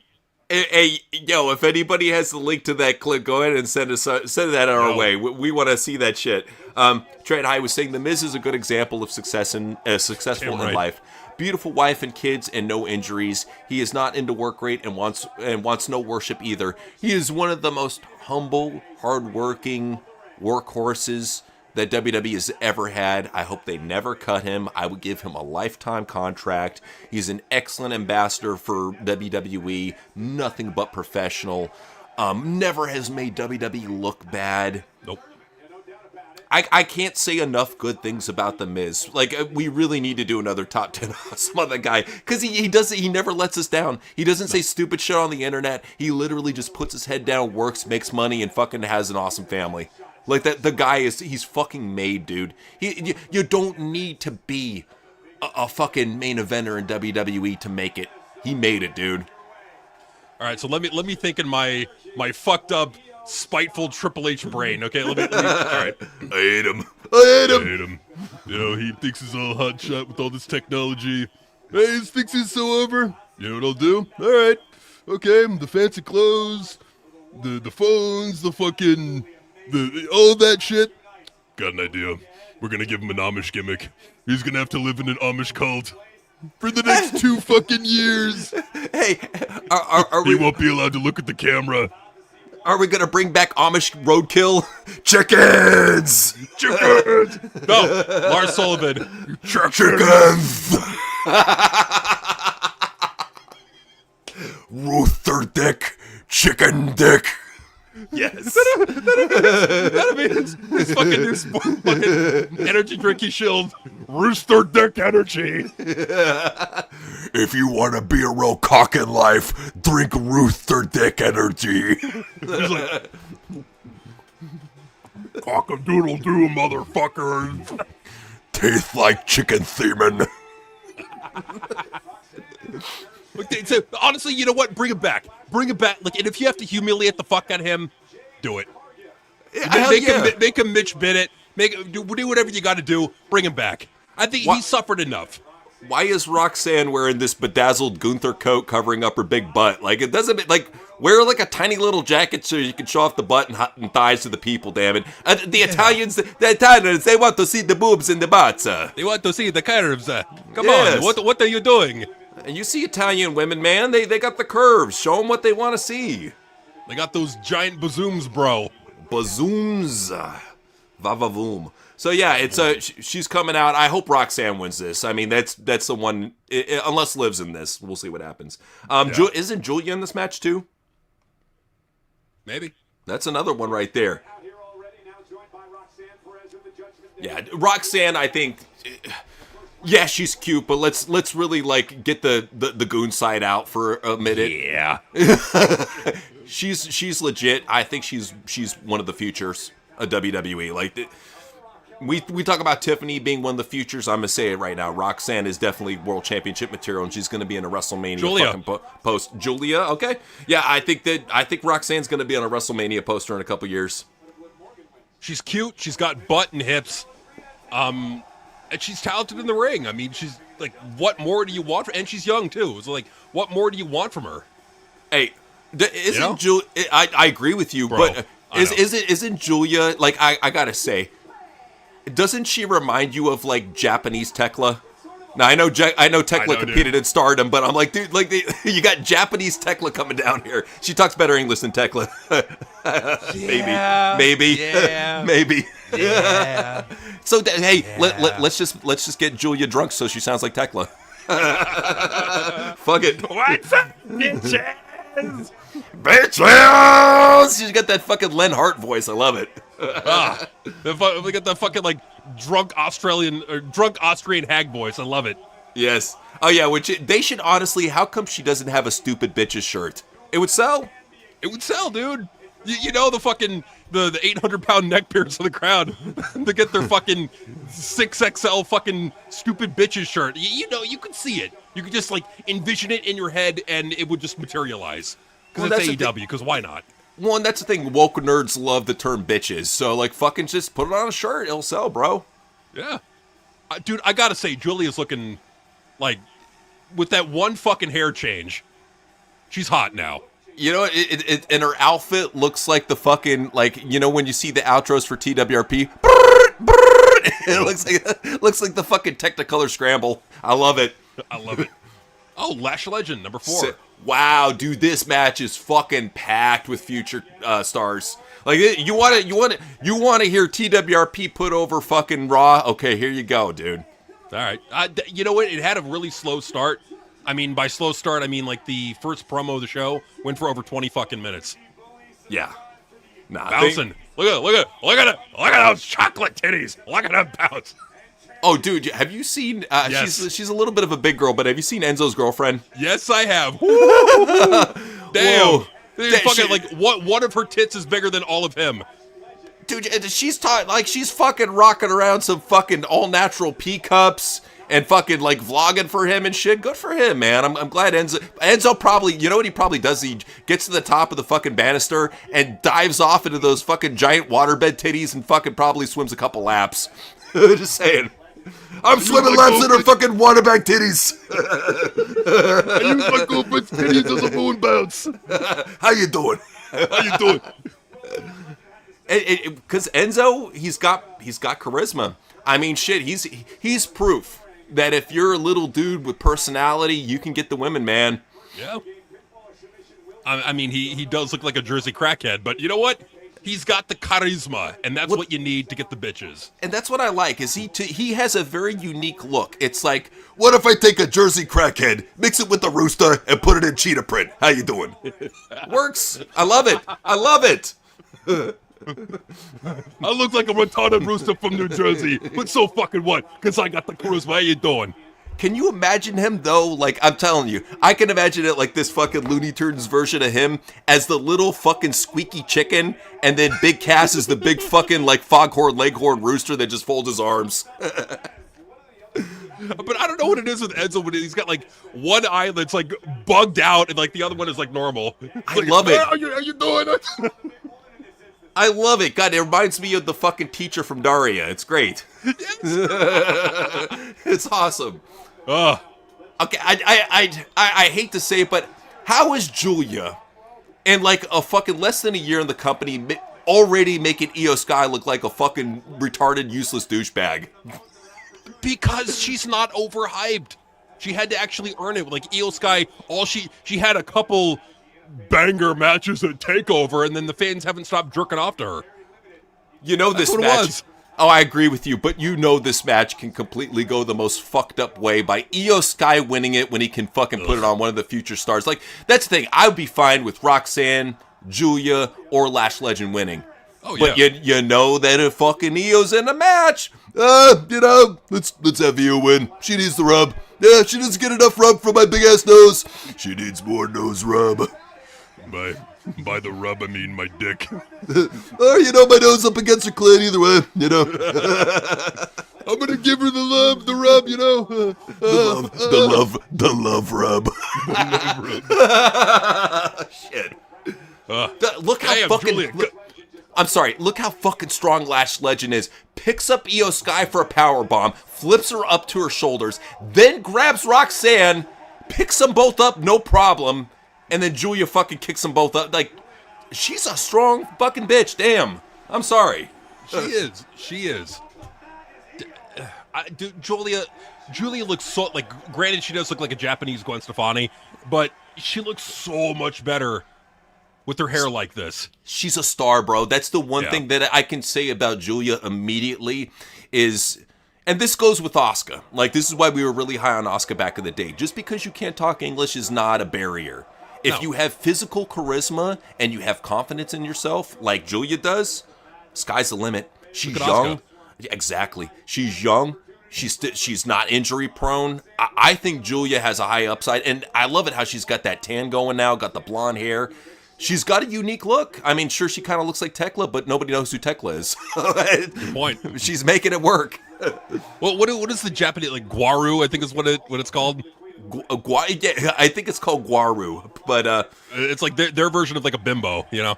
hey, you know what? That's a fucking great bimbo right there. Damn right. She's wearing some fucking, like, she's wearing a bunch of, like, raccoon tails on. She had like her Technicolor bikini with raccoon tails on it, and it looks like fucking like she's got gnome's pubic hair on her waistband, but yeah, it's working out. It's working out. You know, like, it's like, you know what? Like, honestly, with the chicks I got, they got to do another bikini calendar. That's what I'm saying, bro. It's like we were talking about NXT for the longest time. Could have done a calendar. I don't want to see it now with fucking Michael Lockwood. I'm good on that shit. But for the longest time, NXT I think had the biggest collection of hot chicks before they brought in Michael Lockwood. Before they start calling up a bunch of people. I think that they could have done a swimsuit calendar, easy 12 months, and different material for each day I mean, or granted, each month. I'm sorry. granted, like 99% of them would be sticky, you know. Yeah, you would have some stuck together pages, but if anything, they could drive more revenue by people buying backup calendars, because the other ones got sticky. So, Stop it, I'll call you buy another one. but I'm just thinking, think about it. Before a lot of these chicks got called up, because they had Lash back in NXT, they had Julia in NXT, they had Roxanne in NXT, Lola Vice, Sol Ruka. Even Zaraya is a good-looking girl without the makeup on. It's like they had a lot of attractive women that they could have done a swimsuit calendar with. But no, we had to do fucking women's empowerment. What the fuck? What's wrong with doing a fucking bikini calendar? Well, notice I don't get it. Well, check it out. Notice all the chicks that are all about women's empowerment. What do they all do? Flaunt their sexuality. Right. Bailey, Chelsea Green. Just saying. Yeah, it's like Chelsea Green's like on like one like look at my Instagram post of me in a bikini, and then another one is like on Twitter. It's like respect my body, respect my fucking bullshit. And I'm like, no, fuck you. I'm not gonna respect you for. No, I'll respect you if you're genuinely talented and if you're hot and if you're entertaining me. But if you're neither of those things, like Io Sky, fuck you. Could you imagine how fucking annoying Chelsea Green would be if she was part of the Bella Twins podcast? How insufferable that fucking bitch would, because you already see her tweets and that makes you angry, and see her interactions on X. Could you imagine hearing her fucking dumb Canadian ass every single fucking week on that podcast? Holy shit. I'm tired of the disrespect. I'm tired of people not taking me seriously. I'm tired of people in the company thinking I'm not world champion material. I'm like, fuck you. You're a goofy fucking bitch. You're not world champion material. You'll never be. Well, that's the main thing about her, is like you can't take her seriously when her whole entire career, let's be real with her, because people don't know Chelsea Green all throughout her whole career. We do. Throughout her whole career, the woman has been a fucking goofball. In every Hot company, mess. it doesn't matter if it's TNA, doesn't matter if it's Lucha Underground, NWA, it doesn't matter where the fuck this bitch goes. She's a fucking hot goofball. She's been, like, I hate to say it, she's just Bunny without the helmet. It's like, and there's nothing wrong with being a hot goofball. We need those in pro wrestling. Yes. And that's what I love back in the day with Vince Russo. It's like, even if you were a curtain jerker or a mid-card or whatever, he gave you purpose, and you were proud to do your role because you were a part of the most successful show around. Right. There's no bit players if you're playing your role, man. No, that's the thing. It's like it's okay to have some comedy goofball jobbers in your company. There's nothing wrong with it, but you don't do what AEW does and make them your world champion. Right. You don't do that. You've seen what happens, and it's not good. Let's say Tony goes full fucking retard, and he gives Speedball Mike Bailey the title. What do you see the AEW Dynamite ratings going to if Speedball Mike Bailey's in champ for more than a month? Like I would see like Tony Khan crying in his office because he got like, the news of like Dynamite had like 100,000 viewers and they're getting kicked off the network. And he was like, Tony, don't worry about it. Don't worry about it. Okay, look, they're getting kicked off the network. Really ungodly bad numbers, but you know what? That was one hell of a banger match. I jerked off so many times. You went, oh my god. You know what it'd be like? It would be him saying. It'd be him saying to Tony. He'd be like, You don't need them, Tony. You got my AEW. You bitch fucking app around. Oh, they're kicking us off the network, Dave. It's okay. It's okay. You thing is, you got my AEW, you know. You don't need them, motherfuckers. You got the next best things in WWE Network. But only 2 fucking people watching my I AEW. know. I know. I looked at the numbers, and there's more subscribers for the Ring of Honor Club, and also for TNA Plus than there is for us.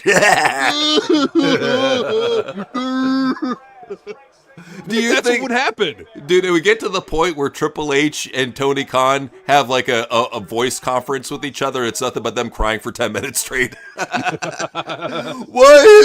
happened to wrestling? Why is it so bad?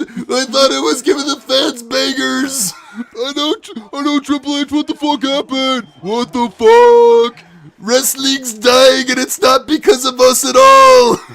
I didn't do anything wrong. So what if I had Mike Bailey beat MJF? All because it's what they want. And even, I hate to say it again, but Vince Russo, what did he say? He said, Tony, when I was a booker, I never booked what I wanted. I booked what the fans wanted. And not the sickos. The casuals, you fucking idiot. Well, and that was the argument that we were making on our, on our wrestlers needing marketability video. Yep. Mm-hmm. This is the argument we were making, is that like if you like the cheat code to it all, like if you want to like book a really good show, it really like, because at the end of the day there's no universal good. Because like certain people are gonna like Cody Rhodes, some people like me are gonna fucking hate him. Some people are gonna like CM Punk, certain people like me aren't gonna give 2 shits. You know, like, and that's the thing. It's like different strokes for different folks. Is that old saying? But what has been proven to work time and time again is when you cater to a certain age and gender demo, your target audience, and you give them what they want, characters and storylines, and you build the company around it. It works. It fucking works. Like in the Attitude Era, they changed the logo to fit that audience. They changed the characters. You went from, Bastion Booger and the Mantar and the Mount and all those fucking goofballs to the Godfather with his hoe train, Val Venus with the porn star gimmick, Sable taking her top off every fucking week, Mud Pitman. Like the product, you have to book for your target audience, not for what you like or what you think a certain group likes. And there's all sorts of tools now to get information on what that certain audience is going to want to see. Well, it's not when you do that, just real quick, like when you do this, it takes all the guesswork out. But you don't, that's what I like the points that you're bringing up, but we don't have to bring back the Attitude Era to have good storyline writing. That's what's so frightening. Like, we don't need Sable's big fucking tits. That'd be nice, but we don't need Sable's big fucking tits to sell a show. You just need good fucking writing. And I would say to them, stop hiring Nickelodeon comedy writers. Seriously. Stop trying to make the shit Who's it funny. for? Try to make it serious. If you want a serious wrestling show, hire some good serious drama writers that are wrestling fans. They're out there. Trust me. Well, I would just say, like, who's it for? Like, who is Raw for? I knew that fucking big nose fucking retard was gonna give it to Io Sky when she doesn't fucking need it. I hate to. I'm not gonna be that type of guy, but I hate to say it. She needs to get injured. She needs to get a fucking 1.5 year long injury and just get the fuck out of the title scene. Because as long as she's there, she's gonna beat everybody. She's gonna Charlotte Flair fucking everybody. Well, and that's the thing is like that's what forced Triple H to book other people than Charlotte is by her. She got injured. She was out for a long ass time. He was forced to book other people. And as long as he's running creative, Io Sky is going to be shoved up your ass and down your throat. And like, what is having Io Sky advance do for anybody? You have Io Sky win the fucking women's Queen of the Ring bullshit. What do you get out of it? You're not building a new star. She gets another title shot and wins the title. What more can you want? Yeah, my dick got hard, so you know that too. He loves that dry rub. What's left of it, you know? So she's hopping up and down like a fucking geek with her fucking 35-year-old woman hopping up and down like she's fucking 12 years old. And that's the thing is all these fucking gooner weirdos out there love the fact that she's 12. It's fucking weird, man. Well, I think they're outing themselves. Yep, they are. I can't wait till she gets wrinkles. I can't wait till she fucking gets wrinkles. Oh, I know. That's what Maxine looks good, you know. That's what I'm saying is like, yeah, she's not the best promo, she's not the best wrestler, but you need more eye candy valets. When they had her as the valet, the goofball stable, perfect. You know? Totally. Well, I got another fucking offensive statement to make. Please. Like, granted, she's got fake titties, but like, if you're gonna have that kind of a gimmick, like, shouldn't you go bigger? You know? Well, especially with how much she shows them. Because here's the thing about her, like.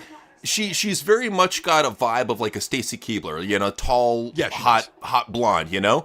I would say have her show off her legs and butt more.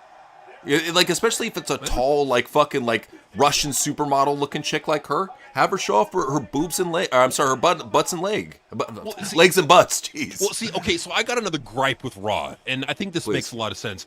Like, when they're in these like foreign romantic city like Turin, or like if they're in like Italy or in France, show them out on the town. Show the wrestlers like visiting certain places in Paris or certain places in Italy.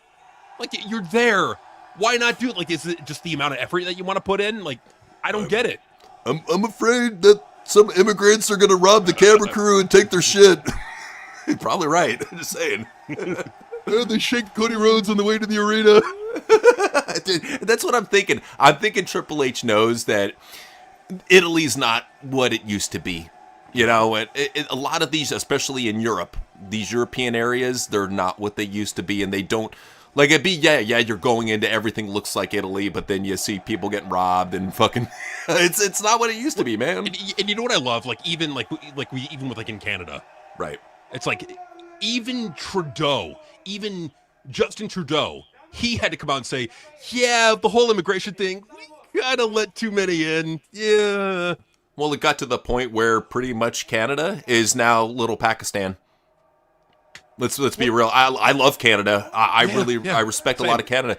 But even Canadians are going on TikTok and they're like, dude, I can't go into fucking any restaurant without the entire force being Indian. And here's the thing. Like, I'm cool with people having Indians at jobs. I'm not saying that. My whole thing is when you hire, this is one thing I've noticed, when a company hires an Indian in a hiring role, what they do is they hire only Indians. They're racist like that. They will not hire white people. They will not hire Mexicans. They will not hire blacks. They will not hire Asians. They will only hire Indian people. Here's how we would be. We don't care what skin color you are. If you have the qualifications, you can do the job, you're hired. Right. But that's the thing. That's why Canada is what it is right now, and why Tim Hortons is pretty much Tim Hindus. It's because it's been taken over. Well, because they create enclaves, like they don't want to assimilate, and that's the problem. Is like here in America, we kind of force you to assimilate, and that's a good thing. Like we all like bring more to the like bringing in stuff from other cultures is not necessarily bad. What's bad is when you don't assimilate to American culture and you don't like really contribute and just form your own enclave. You know what I mean? So it's like I'm cool. No respect. No respect, man. Like if you're moving to if I moved to Italy right now, I would fucking have to learn the language, adopt the culture, like and fit into it. Not fucking hijack it and take it over and change it into something it's not. Like, then what's the point of having the different culture if everything becomes like enclaves of different places? Like, what's the fucking point? I'm cool with bringing in people, but like, let's No, absolutely. And my whole thing too is I'm cool with bringing in people too, as long as they're productive. Like growing up in California, we never had a problem with illegal immigrant Mexicans coming in and working because they took all the jobs that nobody wants to do. If you want to be a fucking laborer out in the fields in the hot sun, 105 degrees outside, picking strawberries, nobody else wants to do that. Go for it. If you want to do construction work, not a lot of people want to do that. Go for it. If you want to do like all these dirty janitor jobs nobody wants to do, go for it. What they did is they took opportunity. They're like, nobody wants to do these fucking jobs. We'll do them. Fuck it. Well, let's be real about like the illegal immigrants from Mexico. Mm-hmm. Vast majority of them are family oriented. Vast majority of them are Catholic. Vast majority of them are hardworking and respectful. In fact, and you could even look at the crime rates. What group has the lowest amount of crime? Yeah, and I mean that's the thing too. Is like I know some of them drink. I know some of them cheat on their wives. I mean, sure, trust me. Like no one's perfect, nobody's but perfect. Like, in the grand scheme of things, like overall, that group provides a lot more than they take. Oh, absolutely, and that's why we never had a problem with them because, and that's the thing too is like they would be born in California and be like Mexico. I don't give a shit. Because at the same time, you're bringing hard work to our country. You're helping out our country. When one thing we had to deal with though for a while, and it's become more proliferant. And this is nothing against Muslims because we have some great Muslim fans like Muhammad Waleed. But we've seen so many Muslims, especially through San Diego's loopholes, move into our city that we've lived in for the longest time and get rent discounts, get discounts for their kids in school. I mean, that's the thing that would piss me off is I know that these fuckers would have EBT and they drive up in white BMWs. You would see them in line at the grocery store. What they would do is they would use EBT for the steak and lobster and then pay for cash with the TV. Yep. And then how they do it too, they would have like a family of fucking 10 all live in the same house. So it's like they were doing very schemy, shisty shit. And that's why we're saying what we're saying. If it was like the Mexicans where they moved here and they started working hard, they weren't trying to scheme the system, we wouldn't be having the problems with Social Security that we are having right now. We got to get, like, it has nothing to do with our people who are already indigenous and we're living here. It has to do with all the people who moved here for opportunity and these crooked Democrats and these crooked fucking politicians, even Republicans for that matter, crooked politicians, both sides, went and fucking weaponized this shit so they could make money. Look how much payouts these politicians made from allowing this forced immigration. These motherfuckers got paid at the expense of others. Evil. No, they did, and that's the thing, man. Like we're not like we're right wing, but because we've lived in Southern California our entire lives. Like we have a different experience. We have a unique experience with illegal immigration from Mexico. The vast majority of the people that we've met are hardworking, Catholic, family-oriented people. I'm just saying, like, because I mean, this is brought up. No, it is very much a thing. But I'm just saying, with how many Mexicans, because I've known a lot of Mexicans growing up. Yep. A lot of them like cheating on their wives and drinking beer. I'm just, they work hard. They work hard. It's a stereotype. I'm just saying, when you work with so many of them, and then every one of them has a side girlfriend, you're like, what the fuck is going on here, man? What is going on? Like, because I look at it like experience. I'm not making shit up. This is all life experience, man. Yeah, this is just like what we've experienced living in Southern California for a long time.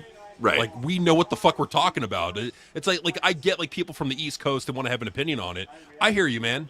But like take our opinion from it. Like we fucking live here. We've lived here for a while, for a very long time. Like, well, but even then, the East Coast, they've for a while. Yeah. The Puerto Ricans, exactly. Puerto Ricans are their Mexicans, and they came to the country. They work hard. They did all the jobs that nobody else wanted to do. I look at it this way: if you want to work here in the land of opportunity, come work here. If you want to sponge off the fucking Social Security benefits, fuck you. Right. You're a piece of shit. Get the fuck out of my fucking country. If you want to work here, you're cool. Yeah. Like, and that's the thing, man. It's like America. The whole promise of America was you come here, you bust your fucking ass, you can make something of yourself, and you could set yourself up in a situation where your kids will have it better than you did, and your kids will have opportunity. Like, absolutely, that's the fucking American way, man. That's the way it's been for decades, and it made America into the fucking economic superpower that it became. It's because we were the land of opportunity. We're not the fucking land of handouts. I'm sorry. What the fuck does... I'm sorry, what does Liv's t-shirt say? You made a spazature? What does that even mean? You made a spazzy tuna. Spazzy... Is that what it's called? Is that what CM Punk calls her fucking... spazzy tuna. Spazzy tuna, yeah. He wants himself a tuna melt, man. Just Prime said Julia should have won. My whole thing is I was cool with Roxanne, Julia, or Lash winning because it would have done something for their career and moved them forward. Them losing that match is dumb. It's Triple H looking at, they're young, they got time. Idiot. I hate that viewpoint. When the iron is fucking hot, you strike. You do not fucking wait. You don't let them cool down. That's why LA Knight's in the situation he is. Because they fucking let him cool down. And what does that mean when you let them cool down? Here's what it means, in my opinion. Go for it, please. You lose out on so much fucking money that you could have made on the merch sales, on the ticket sales. So much, like, and you wouldn't have had to been like reliant on Brock Lesnar having to like bring him back to however many millions that you had to pay. You wouldn't be relying on a 47-year-old CM Punk or a 40-year-old Cody Rhodes. But if you had just fucking built Braun Breaker or LA Knight when you fucking did, you wouldn't have been in the situation. You would have had more, what's the word I'm looking for? More sustainability. Absolutely, and that's what we want for the company. We just want sustainability. Just Prime was saying a Julia swimsuit calendar for WWE would be fine. Damn right. And that's what I'm saying too. Like even with the deals they got going on, because they got that one deal on the side with Marigold. What's to stop them from doing a WWE Marigold swimsuit calendar? We've seen the talent that they got over there. They got enough women easily to do a calendar. Yeah, I gotta say that little Japanese Monopoly man, he's a little fucking pervert. Oh, Rosie Owagawa, he's a little fucking pervert. Did Kenny Omega say something like that? He did. Yeah. He said he's a gooner, he's a pervert. And you can tell too when you watch Marigold, he's always sitting at the table, just weirdly staring at them, looking super serious, licking his lips. Yeah, rubbing his thigh. I love it when the dyke chick comes out. He just puts his head down and fucking just texts people. You don't want to see the dyke chick? This doesn't no good for my pee-pee. Make up my pee-pee sifter.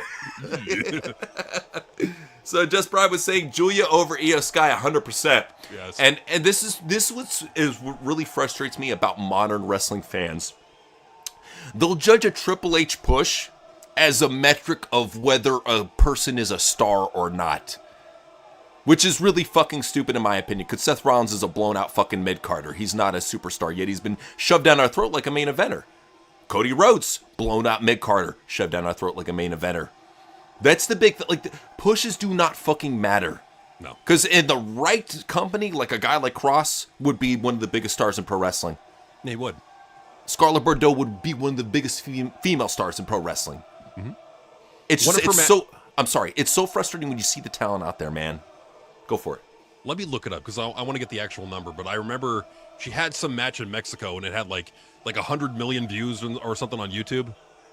Yeah, I'm on YouTube right now. Wasn't it the one where she got filled up in the crowd by that fucking? One? I think it might have been that. Like I know she was super over in AAA when she was there. Like her and Cross both. And I bet you Cross is fucking killing. He'd be like he'd do anything to get that AAA deal now. Oh yeah, well I mean absolutely because I mean the amount of money. That why don't they sign him? He has history in Mexico. So does Scarlett. Get out of fucking MLW. Go to AAA to get back into fucking WWE. Look at TJ Perkins did it. It worked for him. It did. It fucking did. I don't know. Like I don't know what it is with MLW. Like why they stay there. Why they insist on being there. What do you like? Pay. That's what it's got to be, man. Yeah. It's got to be this just insane downside guarantee. They're like, oh, we get this insane downside guarantee to do like one show a month for the shit fed, and then we work the indies how we want. Like, is that what it is? Like, it's gotta be. Well, I think that's what he's doing. Is he's allowing them to go do these basically exclusive handshake deals where they work for MLW as their main company, but they're allowed to go work at these other companies. As long as it's pretty much one of those things. As long as you don't work another televised company, we're all good. I think that's what it is. Okay, so it was in AAA. Now, which match was it, though? Her first match in AAA is now the most viewed video of all time. Well, where's the fucking link to it? You know who has one of the most viewed pro wrestling videos of all time? And this is going to surprise a lot of people. Jordan Grace. Ugh, I know. Jordan Grace versus, look it up on the internet. Look it up on YouTube if you don't believe me. Jordan Grace versus John Silver in an intergender match in Beyond Wrestling. I'll look it up. In fact, I'll pull it up in a Yeah. separate. Yeah, I got it for you. Okay. Because like you want like when you hear us say it had a lot of views, that is an understatement. It is crazy. Oh, yeah. Just Prime was saying to me, Julia is the best Joshi competitor in WWE. She is. Fact.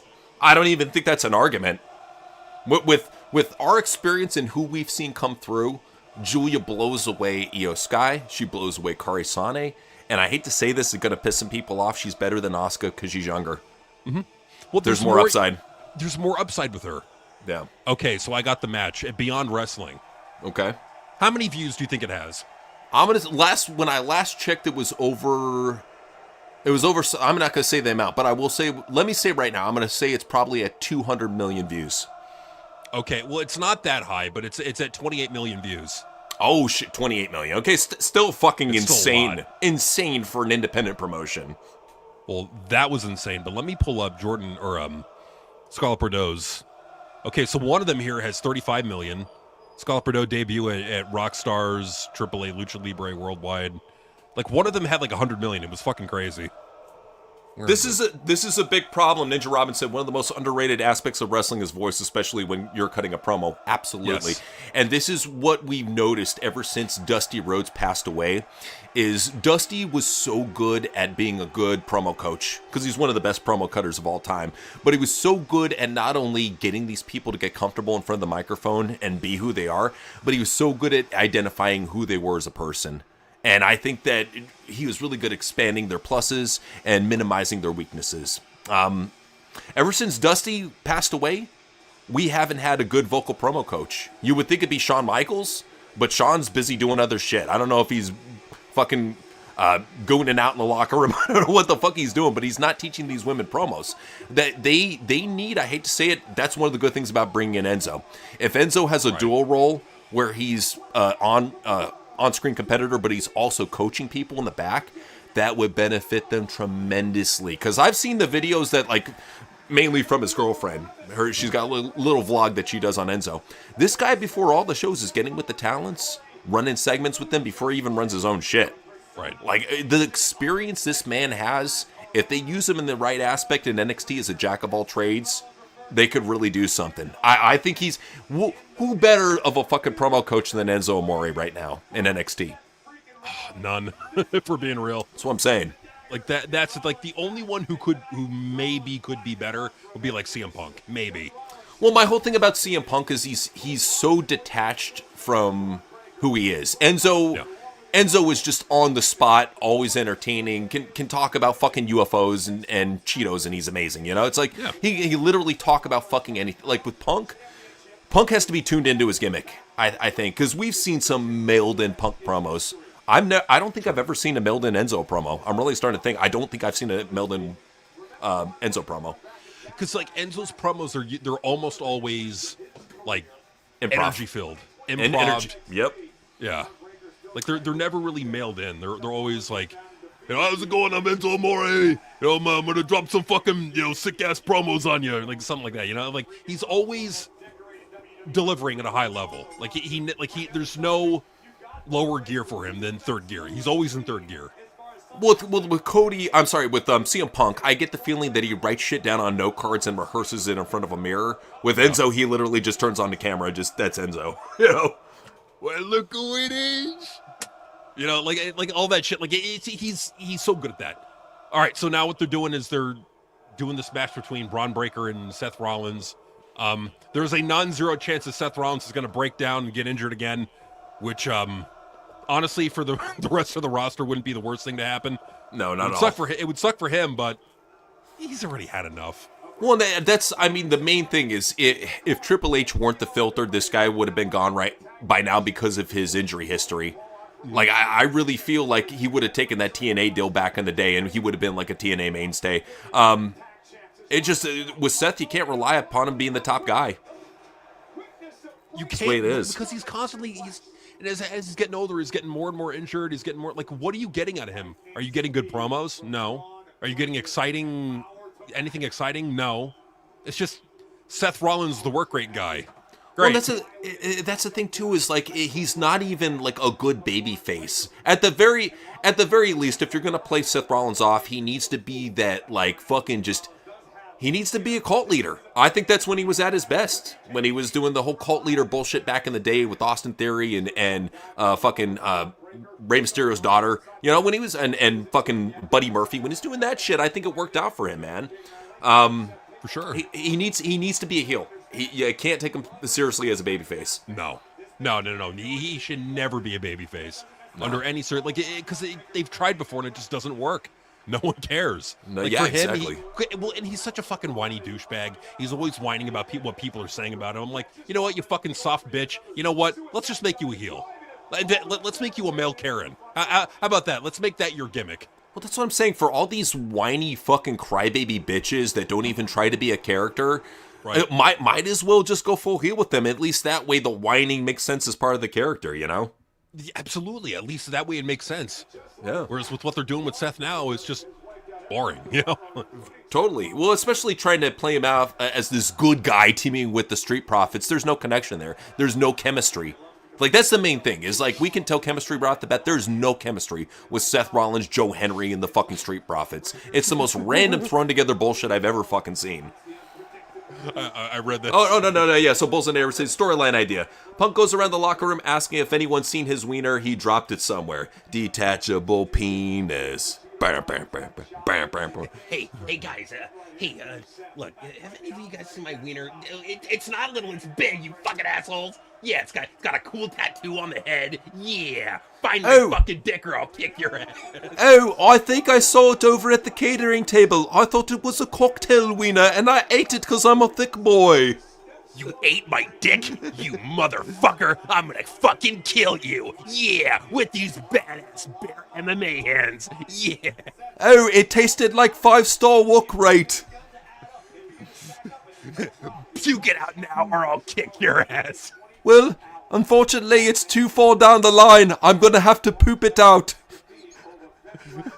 Go ahead and lay down, and I'll do it in your mouth. Shit my dick out right now.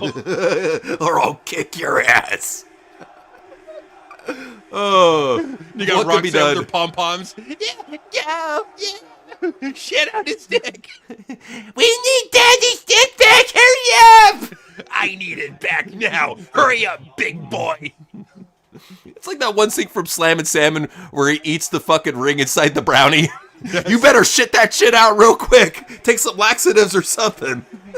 Well, see, that's the thing. It's like wrestling should be taken more from movies, like even old movies, like concepts, ideas. There were dude. There's so many of them out there. You could just take from old movies and bring them into wrestling. And you get like someone like wrestling fans are like, why aren't they taking this seriously? Big difference between NXT goofball fucking comedy and edgy comedy of pro wrestling. Edgy comedy and pro wrestling goes like fucking like peanut butter and jelly. It just goes together. It just goes together. I just don't understand why so many fucking wrestling fans demand the product. You have to take the product seriously. Why? That's boring. Have fun. Talk shit. Well, I think I don't understand. Here's how I think. In all seriousness, because we will come across as hypocrites because of what we were talking about earlier. Have a segment of the show with goofball comedy shit. I say, you know what? All these shows do nowadays. We literally said. Well, yeah. And see, real quick, we literally said earlier on, we were saying, serious show with goofball elements, not the whole fucking show. Well, don't get it twisted. Well, no. What we were saying is like there is a place for the goofy jobbers. There is a place for them in limited roles. You don't make them your world champion. You don't make Speedball Mike Bailey your world champion. You just don't do it.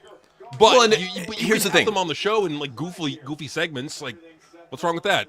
Well, especially when you have a goofball like Cody Rhodes as champ. Like, that's why we're joking around saying Danhausen would beat him for the title. I mean, like, fuck it. It's like you already got a goofball as a champ. You know, how are you gonna make it any worse? I mean, like, okay, but if you do it for like 1 week or 2 weeks, okay. I wouldn't do it. Oh no, absolutely not. Out. Yeah, no, but I get it. But it would be funny. Yeah, I mean, just hey, look at it this way, and even Cody admitted it that Danhausen is outselling everybody. If even Cody's admitting it, Cody's admitting, hey, this guy's a bigger draw than me. Because let's really get like to the brass tacks of why it's selling. It's selling because character. WWE, if you're a character, but if you're catering to a kid audience, he's a cartoon. He's literally a cartoon character come to life. But let's be real, this isn't a kid audience. This is fucking kid brain liberal retards. Well, but it yeah. appeals to them, and they want to buy his shit. So fucking all the XXL and 4XL shirts are selling out. So Wait, let me look. Damn it! Now I'm curious. it's probably only like kids medium left, knowing them. Kids medium. WWE shop. Possessed by this mutant brawn breaker. All right. Not good? Oh no! It's just then I heard Corey say that stupid shit. I'm like, what the fuck, Corey? He's pounding Seth Rollins' head into the fake plastic panel. Brutal, fucking brutal. Brutal. All right, so okay, it's not as bad as I thought it was going to be. All right, so they're sold out of large, extra large, and triple XL. So they got 2XL, 4XL, and 5XL available. Maybe fat kids are buying it. I don't know. Maybe marks are losing weight. Who knows? Could be. You know, maybe like their mommy's credit card got maxed out, and they're like, I can't eat anymore. Well, and maybe they lost weight. Hey, food's expensive nowadays. You know, inflation and whatnot. So, well, that's what I'm saying. More than anything, you need to get apps, dude. Apps save you so much money in inflation. If you have grocery store apps, if you have fast food apps, that's the way, dude. That's really the way. That's where you get your discounts added up and you built up. Like, I tell you, man, the discounts that we get through the Safeway app are fucking insane. The discounts we get through fucking all these fast food apps, like the Burger King app, insane. Taco Bell app, I mean, shit, man, it's right there. Well, and even then, so like for me, like I try not to eat fast food. I just make, like, if I want a burger, I'll just make it at home. Like, I got the ground beef, I got the seasoning, I got the cheese, I got the bacon, I got the buns. I'll make myself a bacon cheeseburger, and I don't have to go out and do all that. It doesn't Tastes take very better long anyways. to make it, dude. Oh my god, it tastes so fucking good, dude. It tastes so fucking good. Yeah. Like, I'm telling you, like, when I'm speaking for myself, when I make a bacon cheeseburger, I do it smash style, and it's oh my god. Oh. Well, because you get flavor, man. That's the big thing. Is that if you have a good taste palate, you know how to make a burger extra good. I say here's the biggest thing, man. Pan fry and always use butter. Yes. Butter and pan fry, and you can't go wrong, dude. Especially, well, you know like, what I do? If you ever pan fry a steak with butter, bro, it makes it nice and caramelized on the outside, and you crunch in, and then you go to the meat. The meat is nice, soft, and tender because the butter's soaked into the beef. What do you do? I'm sorry, go for it. So what I do is, like, when I make burgers, I make it on a skillet. Okay. So what I do is I'll Same cook here. up the bacon. I'll cook up the bacon first, and I'll use that bacon fat for the beef, just to give it a little bit of a seasoning and to provide a little bit of a so it doesn't stick to the skillet as much. But really, what's important, like, if you want a good burger, if you want like a good homemade burger, and you got the ground beef, you got all that, you've got, like, the seasoning is what really matters. It really make it, like, it could be good without the seasoning, but man, you put the right seasoning in there, it brings it to life. So for me, I'll do I'll do some ground pepper, some salt, a little bit of garlic. If I'm going to keep it simple, that's what I'll do. And you put it in the right amount, and oh my god, it's better than any burger you're going to get. Like, it's so fucking good. Because you cook it your way, man, and not like the fucking shitty Burger King have it your way. You cook it your way, which is always going to be better. And I'm going to be real, like, with Burger King, they've been, dude, they constantly fuck up my order. It's Always. also, like, I went Doesn't to go matter buy where those you are. dude, like, no matter where you are, I went to go get those fucking Grogu chicken fries with the garlic dipping sauce. They never give me the fucking sauce. They You always gotta put in, ask like, for it. marinara, like, but it's, like, in the fucking order that I place. I'm like, 2 fucking cups of the garlic butter sauce, and I never fucking get it. I always get, like, a packet of marinara and a fucking ketchup thing. I'm like, what the fuck? I specifically paid for the butter sauce, damn it. I want my fucking butter sauce. Yeah, dude, Taco Bell, they got a new jalapeno ranch. We ordered it on the side. Fuck. It's really good. It's some good shit. No, I feel you on that, man. No, exactly. And yeah, it's always better when you just cook stuff your way. Oh, yeah. Bullsinator said, gimmick idea. Sammy is a redneck hillbilly and married to his sister Bailey, and their parents and grandparents are sibling as well. I mean, Sammy the slack-jawed yokel might work out. Who knows? Fuck it. Let's go for it. Sammy the inbred redneck. Fuck yeah, man. Yes. Oh, that'd be great. I mean, shit. him and Bailey kind of looking like each other, so I can see it. They look like the products of incest. I mean, there you go. Yeah, maybe yeah. they're long lost relatives. They find out that they're actually related. Or you know what? No, they get into a relationship first. Okay, they fall in love, and then they find out they're related. They're like, love is love. So what if we're related? So what if we're brother and sister? Incest is still love. There's nothing wrong with it. If everyone's all woke nowadays. So what's wrong with a little bit of incest? There is nothing wrong with fucking your brother. It's money, dude. It's just like you see it right there. It's money, man. Well, that's my whole thing. Notice all the ideas from TWRP, whether it be us or our fan base, are all good, edgy humor. They're not goofball, safe, fucking woke, kid brain Nickelodeon bullshit that all these fucking TikTok Zoomers love nowadays. It's fucking edgy. And I don't care if it gets people talking, like the fucking roast of Kevin Hart. Get people talking. Right. If they're offended, that's good. I just back in the day, man. I remember those Comedy Central Presents stand-ups from back in the day. Or They even, were awesome. dude, even Def Comedy Jam back in the day when they would go to the Apollo Theater, that was awesome. I used to stay up late to watch those. SNL used to be funny. Late night TV, even late night talk shows used to be funny. That's the thing is it's incredible, what we used to have and the edgy humor we used to have. I don't care if you got to put it on late night. Put it back on TV. Yeah, Insomniac. You know where I get most of my edgy shit nowadays? Where? Honestly, I'm thinking, if it weren't for my wife getting all these fucking stupid apps to watch her shit, I would cancel them all. All I ever watch is Tubi. I binge fucking 90s, 2000s movies on Tubi. It don't matter what you can watch. Sci-fi, you can watch fucking Western, horror, comedy, action. It doesn't matter. You're getting a good storyline, and the pacing is good, and there's good acting. Well, because and that's the thing with Tubi is it's free. So the cool thing about it is it doesn't cost you a dime. You got to sit through ads. But even then, you put an ad blocker on that's the way you can get Tubi ad free. Yeah, if you're watching it on TV, it's not a bad thing. I look at them as little matinees. Go take a piss. If somebody sends you a text, reply to the text. Go do something quick. And then come back. It'll be over in fucking 2 minutes, maybe less. That's the thing is the ads they could go anywhere from 30 seconds to 3 minutes. So it's depending on your break. They can, man. They can, and that's a good point. Is it does buy you time. Yeah. You And this is what pisses me off is I wish more filmmakers would just try to be edgy. Now, will Scary Movie 6 possibly let us down? It could.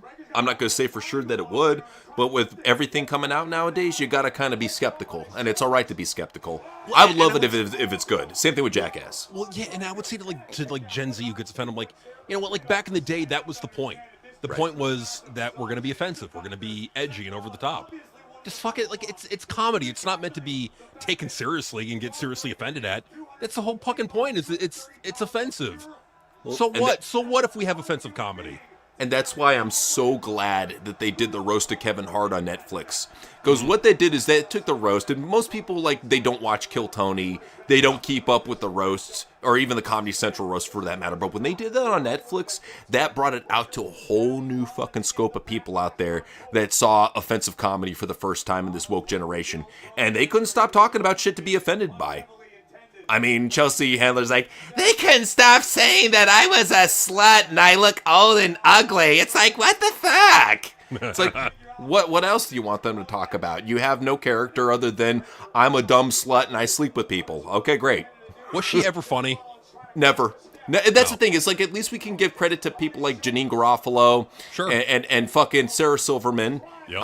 and even Lisa Lampanelli. These people, they were once funny. I mean, Lisa Lampanelli, if you've never seen her stand-up, she's one of the most fucking brutal female roasters of all time. She is.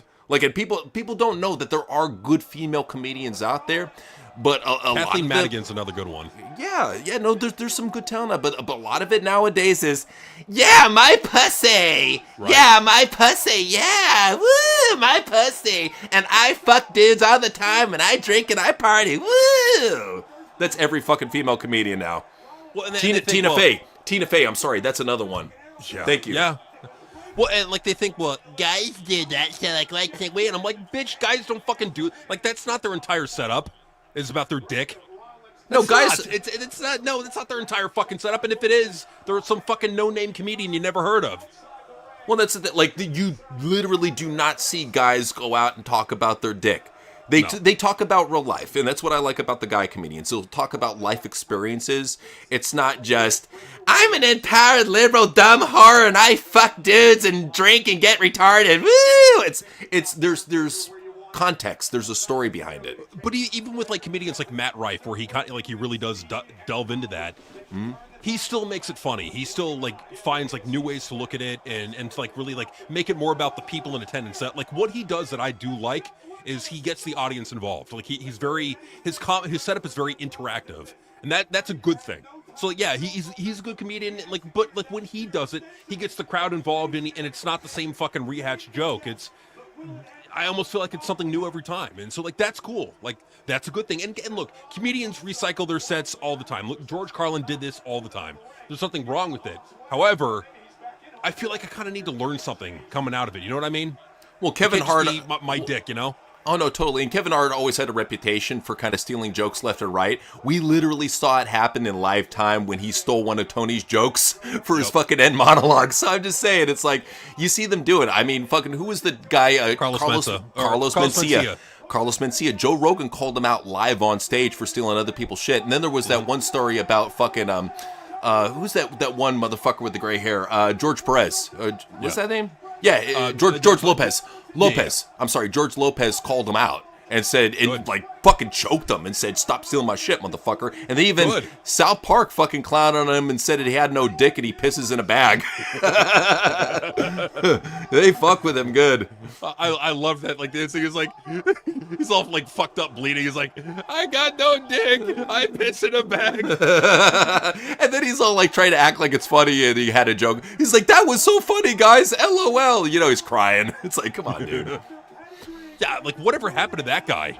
He faded away. After Mind of Mencia, he faded away. Because like after the show got popular, he got exposed as being a joke thief, and that kind of ruined his career. Even I even think that DTD thing he did, he probably stole that from somebody else. He had to have. Like what he would do, from what I would hear, is he would go to like different stand-ups. So he would sit like way in the back so no one would notice him, and he would just like take notepad. Notes. Yep.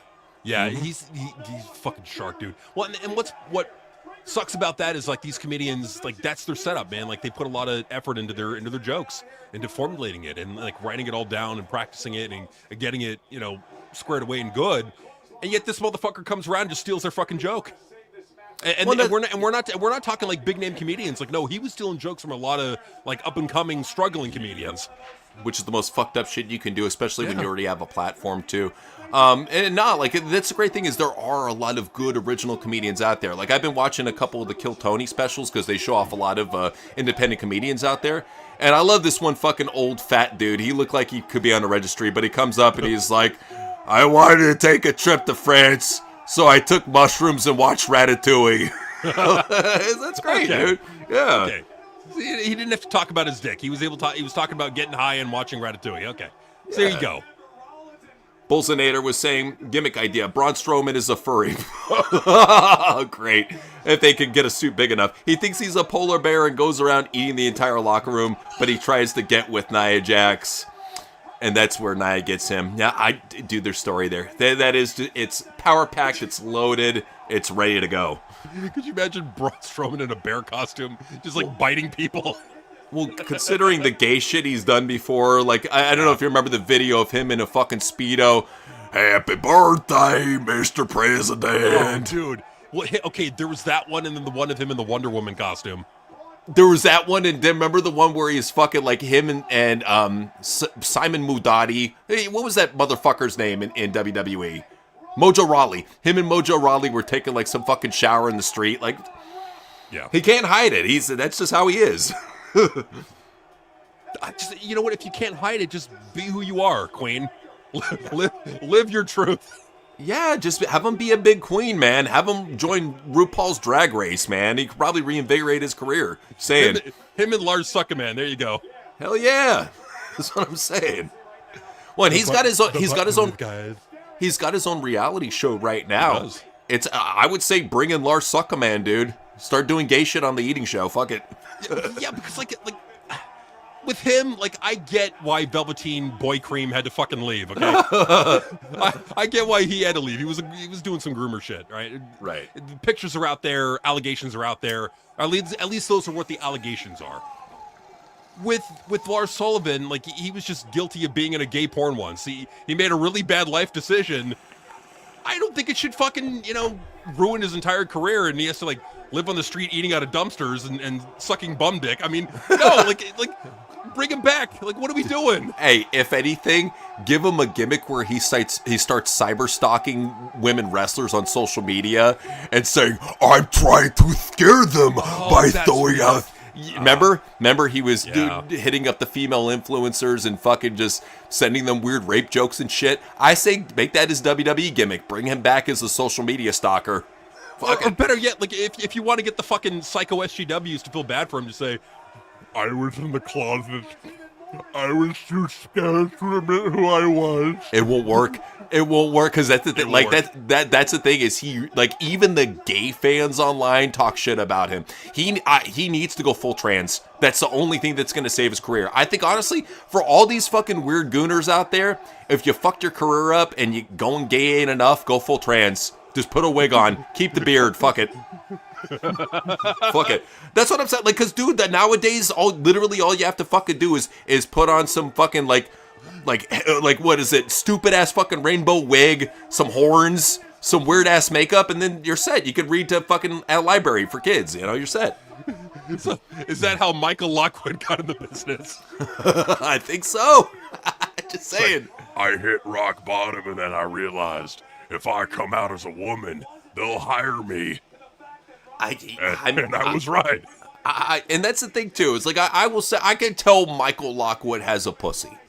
It's probably one of those fucking Chelsea. It's honestly it's probably a fucking China clit. It's probably a lot of top clit, dude. It's probably fucking humongous. It's probably enough to fucking like give fucking Triple H penis envy. At the same time though, she needs to do more to feminize herself. Like I would say. I would say, you know what? Get lipo done on the chin. That's gonna help her out a lot. Big time. Get some implants. That's gonna help you out. Yeah. Like if she gets implants, because look with China, she kind of China had a similar thing. Instead of having the fucking double chin, what she had that fucking steroid monkey jaw. Yeah. And she trimmed that shit down, got herself some big fucking fake tits, enough so she became a porn star. Even with her huge clit, nobody fucking cared. Because it's China, dude. Who cares? Well, and that's the thing is I would look at China, like that's a really good example is China. Yeah. Is when China came in, dude, back in the day, they made fun of her so hard, dude. Hard. They fucking ridiculed the shit out of her. She's a man, all that. Like, but she went and had her jawline feminized, trimmed down, and got the big fucking implants, and it worked for her. It fucking did. For Michael Lockwood, get your dick cut off. Get some fake titties.